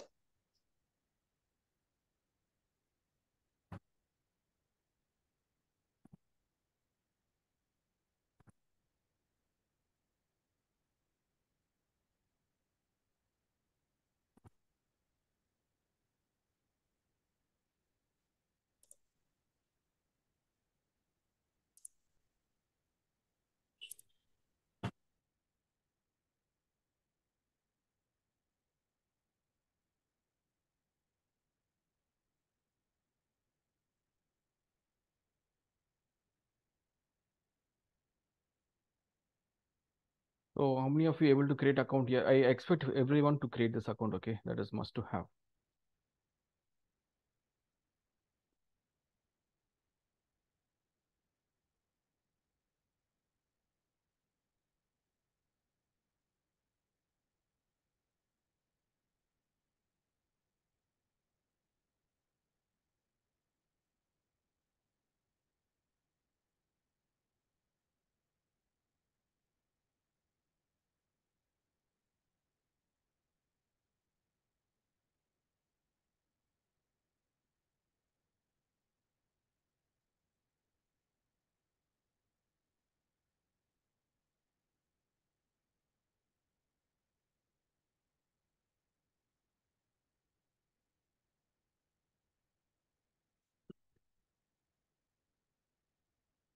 Please confirm once it is done, guys, through chat. Do you mean the GitHub one? Yeah, it's a GitHub account, okay? It will you have to Yeah, create a GitHub, use a I valid have. email ID. So no, I'm asking, do you want access to it? Because I have one already and it's open.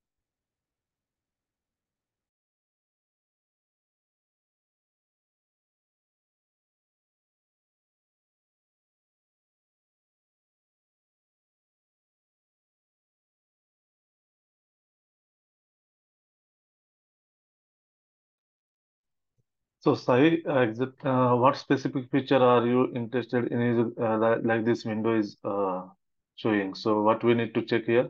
All the check boxes we need to check.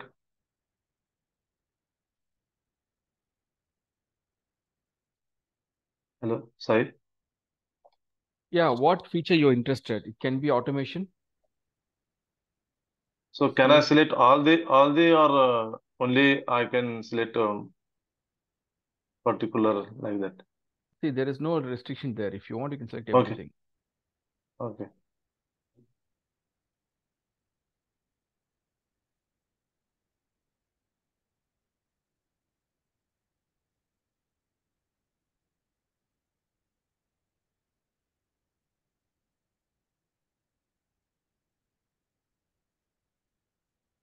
So, continue for free or start for free trial. So, which one? Free only. Okay. Continue. Okay. Thank you.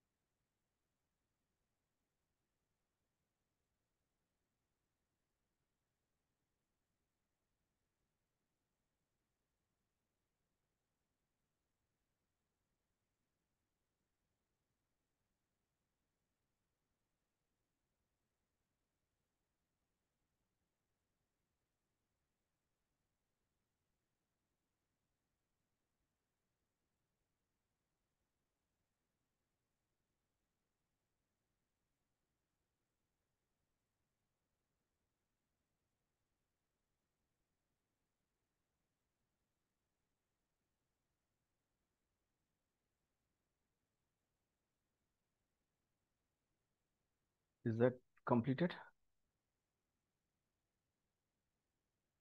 Yes, I am completed. Yeah. Harsha, don't worry. First, go with the flow. I'll be sharing some reference materials and documents for you in the upcoming sessions. And the class recordings, you'll be getting it through our support team. Support team will be sending you the link. It will be uploaded to your Google Drive, and you'll be getting the link for that. So on daily basis, once the training is completed, it'll get uploaded there.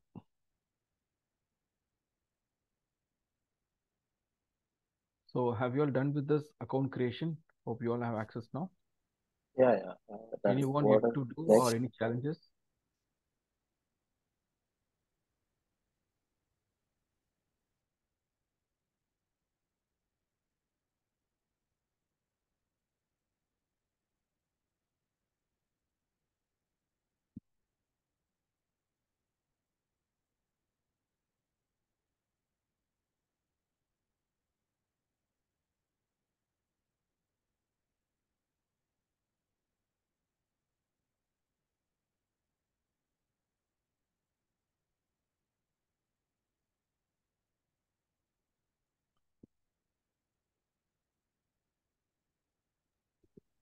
Yeah.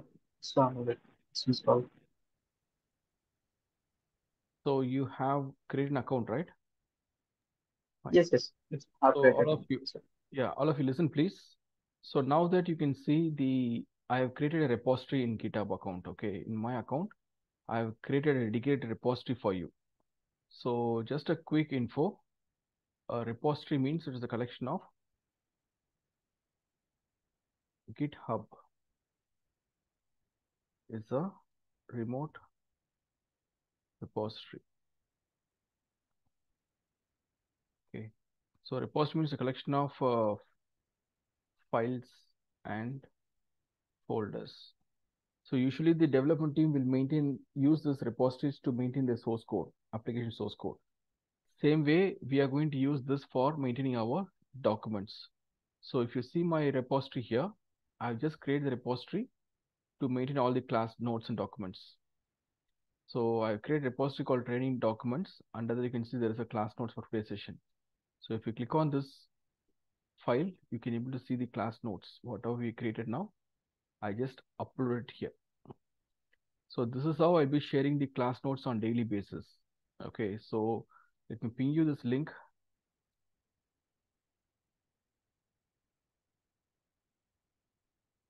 Hope you all can able to access this link now.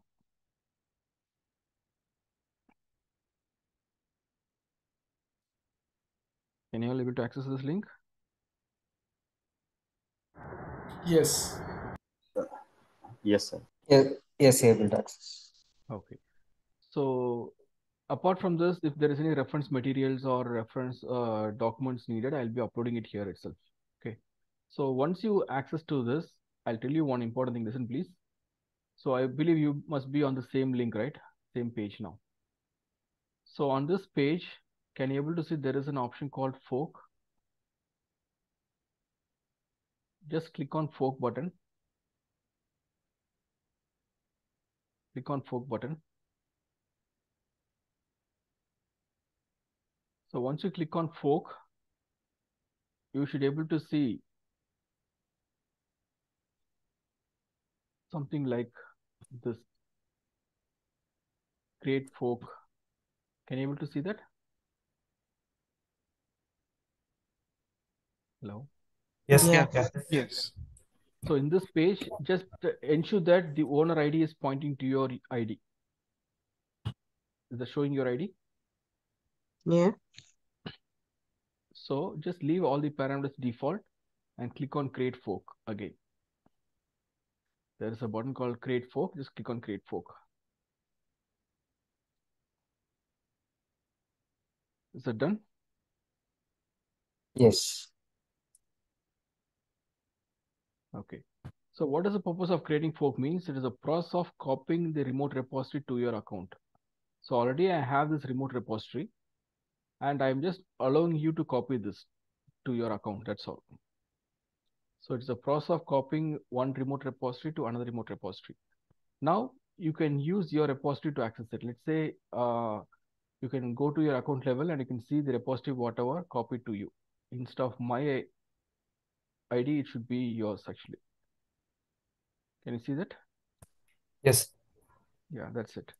So going forward, this is how you'll be accessing. You don't need to get into my link. You can use your link to get the details.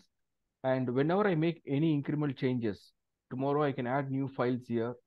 If you want, I can add one more file if needed. Let me.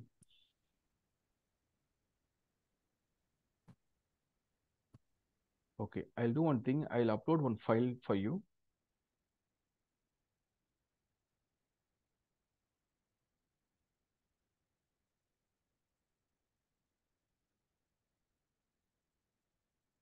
Okay.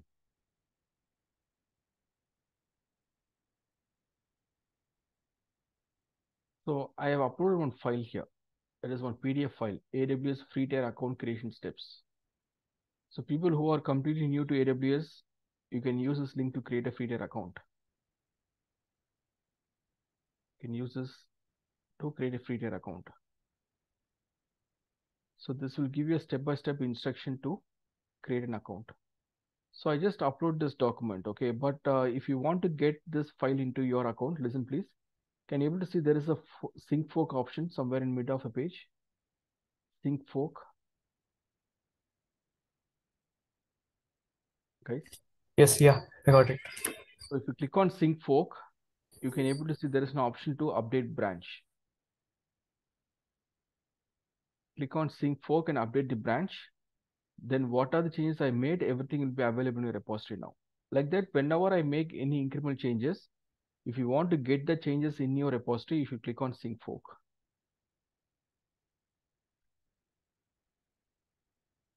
Easy.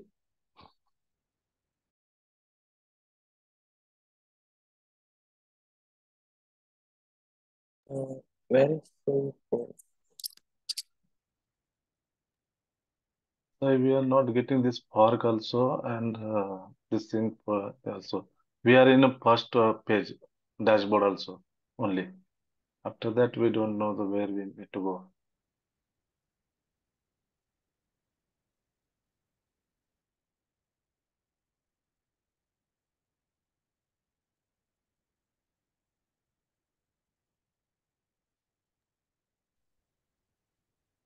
Sai, I can't see the sync port here.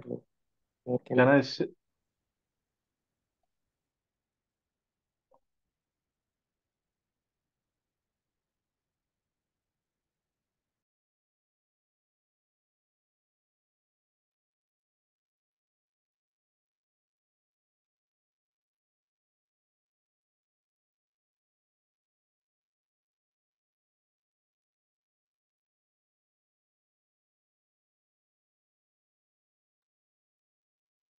So who's going to share screen now?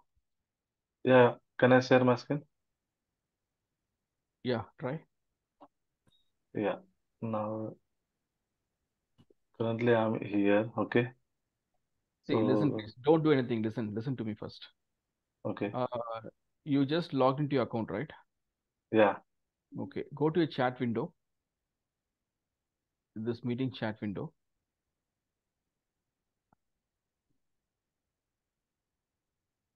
I pinged you one URL, right? GitHub URL of my repository. Yeah. Okay. This is Yeah. already open. This is one, right? So Yeah. here you can see there is a fork button, right? Yeah. I click on it and Okay. scroll down. Guys, others also please follow. So once you get into my URL, application source code repository URL, click on fork and you're getting this page and click on create fork again. So now the repository has been forked. Okay, it is creating the new copy and it is in your, Okay. correct, under your Yeah. couple B29 itself, you can see the training document folder repository. Yeah. See Yeah. on top left, what you can see. Yeah. So now you already have all the updated things. The 3 files, what updates are available there. So now the branch is up Yes. to date. Okay. It's Okay. Okay, So going thank you. forward, Thank whenever I make any changes, you you. can see the sync fork button, right? Yeah. Yeah, if you click on sync fork button, you can able to Mhm. update the changes in your repository. Okay. Okay. Thank you. Thank you so much. Yeah, this is what I was talking about. Okay. Any questions from anyone? Yeah, actually, I can't see the sync fork button in my GitHub. Okay. I was able to fork that for the first time. After that, like, I don't know where is the button. No, if the repository is up to date, Hmm. you don't need to do it again.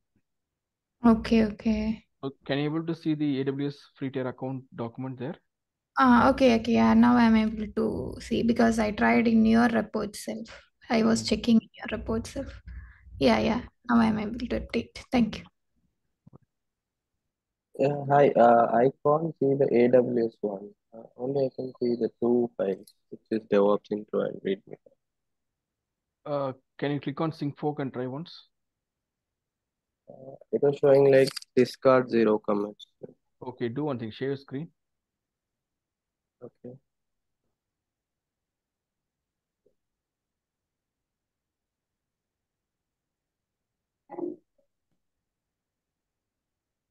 Is it visible now? I think it is coming up.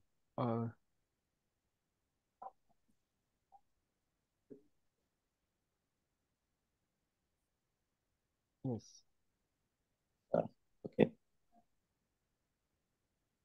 So currently you are in your repository and you can see the branch is one commit behind, right? There is a message. Okay. On the same line, you can see sync fork, right? Click on that. Yeah, but it was showing like discard 0 commits. So just press refresh your page first of all. On top, Okay. yeah, refresh this page. Yeah, now I can see. Okay, thank you. Got it. That's it.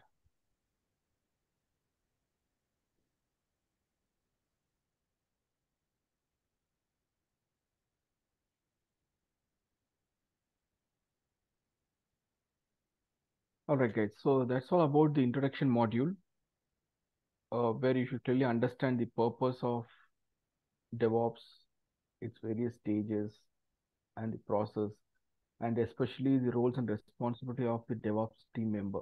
Tomorrow, if you are in part of DevOps team, what will be your role there? On that perspective, you should understand. And also, you must have created the repository to gain access to my class notes, right? So the next step is we are going to concern about the AWS account creation process. Okay.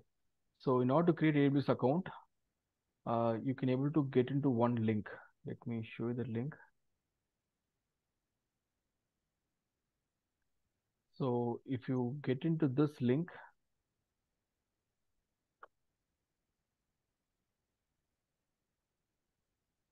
from this link, you can able to create an account. Okay. If you're new to that account, just click on sign up or create a user account and follow the document which I shared with you. So let me put this link in chat window as well. Don't do it now. Okay. Just follow because it takes some time. Don't try this now. It's not required. It's not a priority. So please listen here. So to create an AWS account, you need a valid email ID.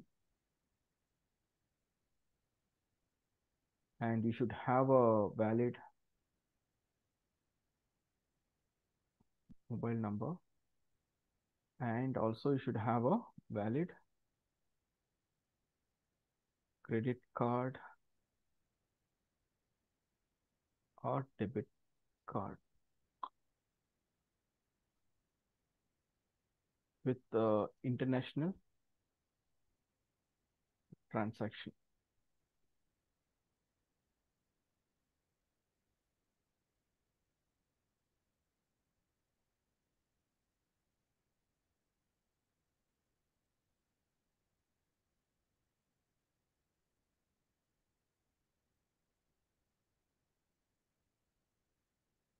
With interest transaction.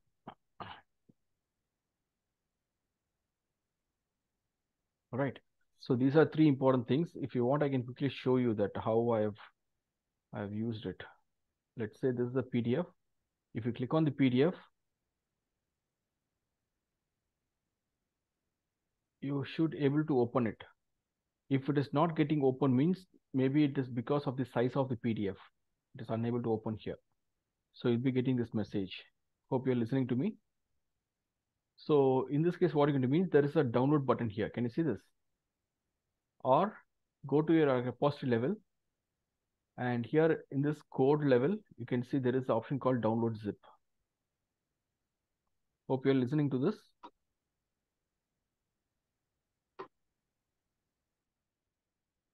Hello, am I audible to all? Yes. Yes. So I'm trying to give you the steps to access your PDF. If the size of a PDF is very heavy, it won't allow you to open it in the browser. So you have to download your local machine and then only you can able to access it. So now just go to the repository level. At your repository level, there is a code button, right? From here, you can able to click on download zip. So the entire repository you download to your local machine as a zip file, extract the zip file and open the PDF.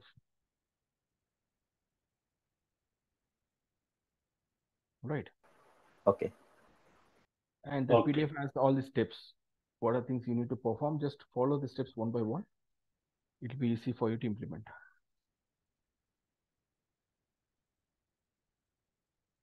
So you can take a week time. Tomorrow is not a priority for AWS account creation. Tomorrow we'll start with a Git module. And Git, you are going to practice only local machine. But for next week, you'll be using your AWS account. So please ensure that next week, before you log in, you have AWS account available. And the next prerequisite is your SSH client. So as I said, all the Windows users can have this MobaXterm. Let me ping you the link for MobaXterm.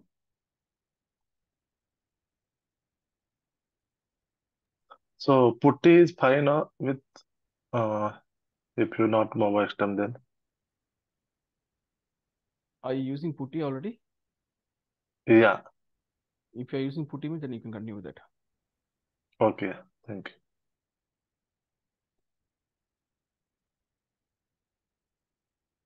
So this is a link from where you can able to download MobaXterm. So the link which I pinged you in chat window.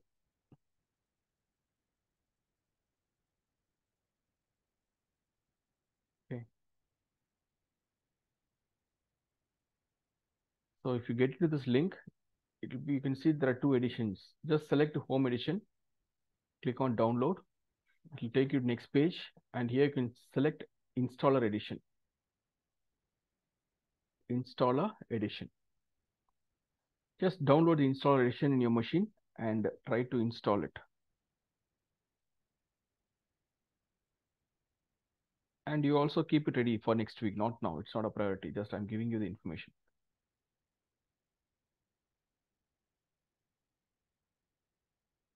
Is that fine? Yes.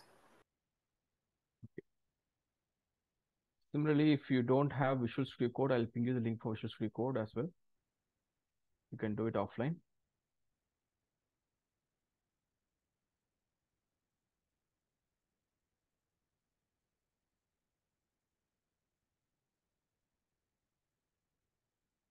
Yeah, this is the link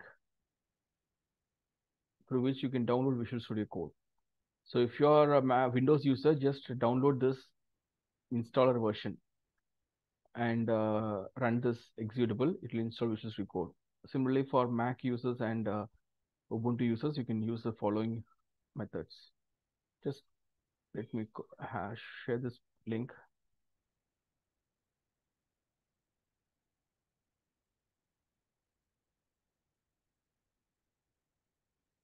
And finally here, see, all these things are offline activities. Okay, don't try anything now. Just listen. It's not a priority.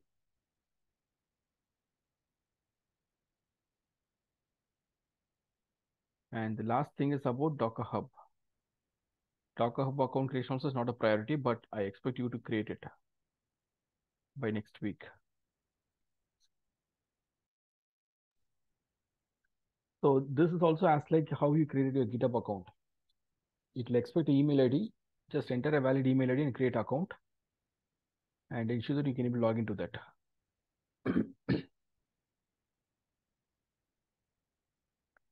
So are we good with all these prerequisites now? So at this point, you must have completed the first activity. Remaining 4 activities are for the upcoming sessions. You can do all these things offline, but you should know how to do this now. Are we good with this? Yes, sir. So let me update this document also.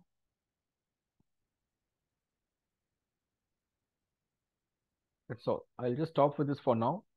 Last 20, 15, 10 minutes. If you have any queries, please let me know. Let's use it for the QA.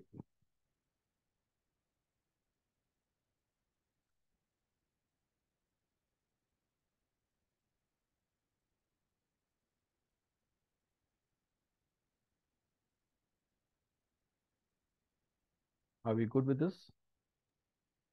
Are you able to manage the session? Are you able to understand my workflow? Yeah. My face, everything is fine for you, or any Yes. concern? No So, concern. Sai, I have one question. How much coding is required? Actually, I missed that point, previous one then. How No, much coding coding is is required? not. No. Only thing is we'll be dealing with some scripting languages. Okay, So for the sake of automation, what are scripting you'll be doing? That is more than sufficient. We are not going to do any application development here, right? okay, So we are going to use some YAML scripting or some Groovy scripting just for this process automation. That's all. So I'll share the okay, details. So once we start with the lab and modules, I'll show you what are things needed there, and I share you some reference materials also to learn about scripting. okay, okay. So this Groovy and YAML is same like that Unix scripting, Linux like that? Yeah, that's right. Okay, okay. Thank And Laksa, my question is, how is DevOps different from Agile? See, both are used for planning your build and application development and deployment process.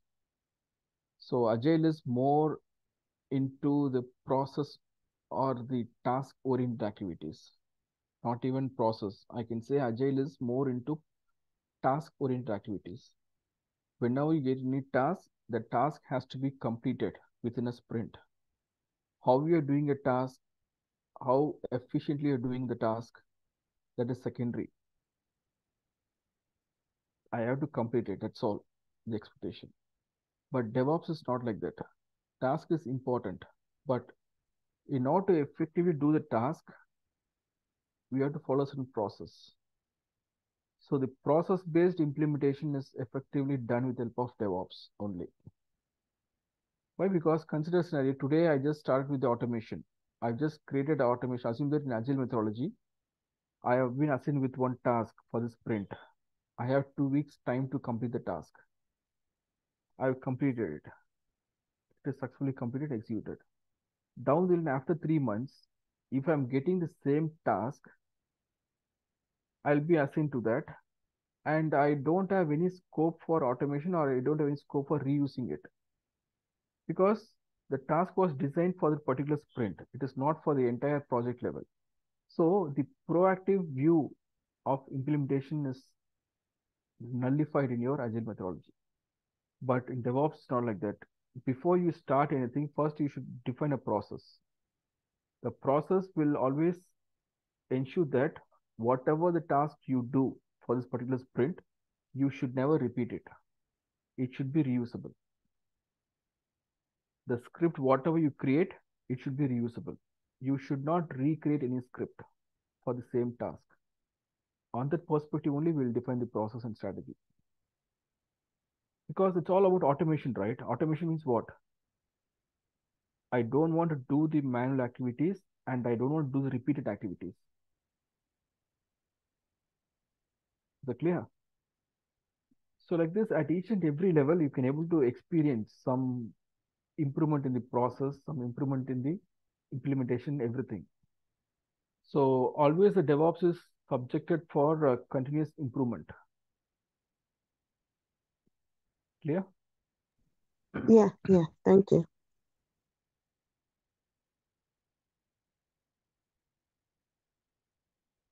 Like even in Agile and all, what we do, agile process,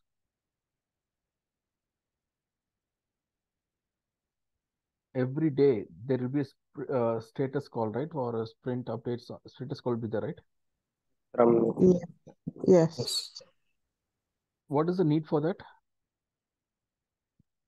To update the team on your progress of your task, or if there's any issues, to identify them and let everyone know.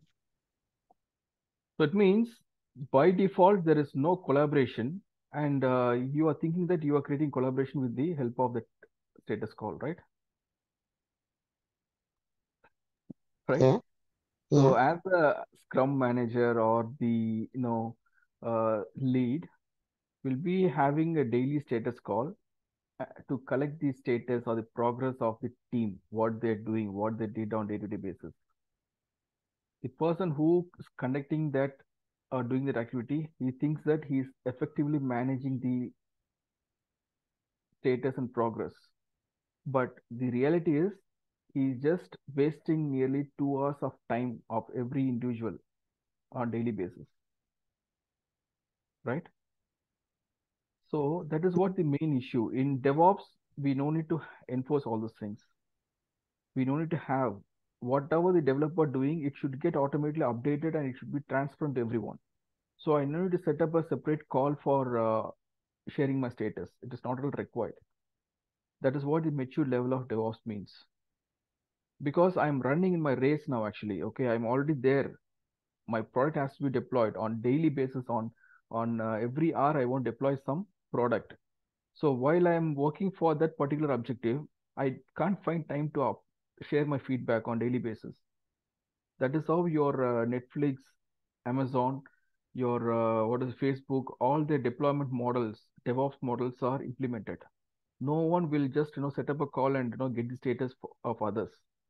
Whatever they do, it is transparent. It's available on forum. Anyone can able to access it. So that is what the mature level of DevOps means. So continuous improvement. That is what the main objective here. So we are talking about continuous development, continuous delivery, deployment, testing. All these things are meant for continuous improvement in DevOps.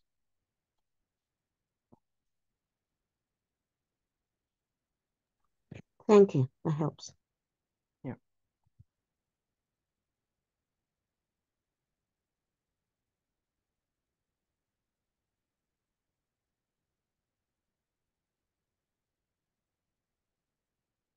So how was the session, guys? Are you guys able to manage me? Huh? Yes, I. Yes, I. Yeah. Yeah, yes, I. There is any issues, just let me know. If you think I'm going fast or if you are unable to follow, just let me know on day one itself, that too in here itself. Because I can see from the feedback and responses, there are still people giving level 3, rating 3 and 4. I'm not sure what went wrong there. If you are unable to understand anything or if you find it difficult, you can raise the concern directly so that we can work on it.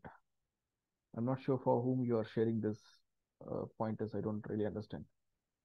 So going forward, the sessions, the topics will be very much intense because from tomorrow itself, we'll be starting with our tool. So you have to be very attentive. And sharp at 9:30, I'll start the session. Please be on time. And tomorrow and day after tomorrow, that is for next 2 days, we'll be working on this module and gradually we'll get into other modules.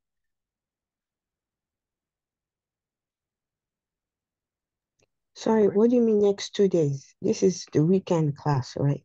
I mean working days. Okay, all right.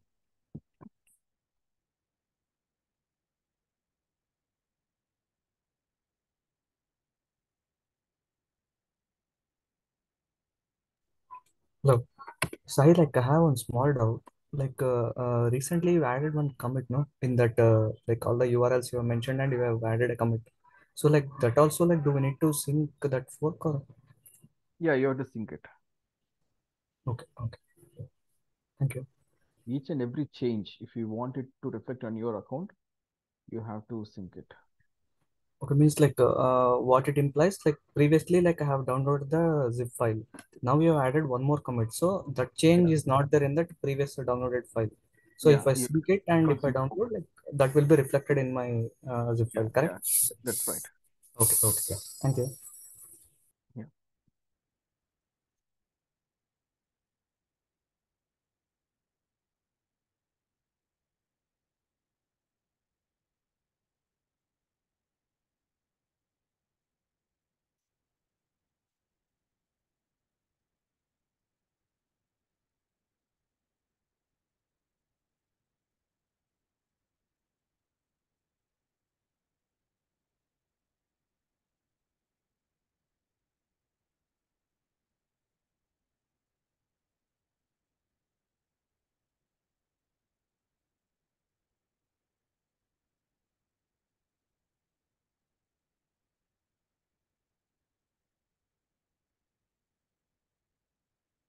All right, guys. So if you don't have any question, then I don't want to. Then we'll connect in the next session. Okay. Thank you. Thank you all for your time. We'll see you in the next session. Thank you. Yeah, thank you, Sai. Thank you.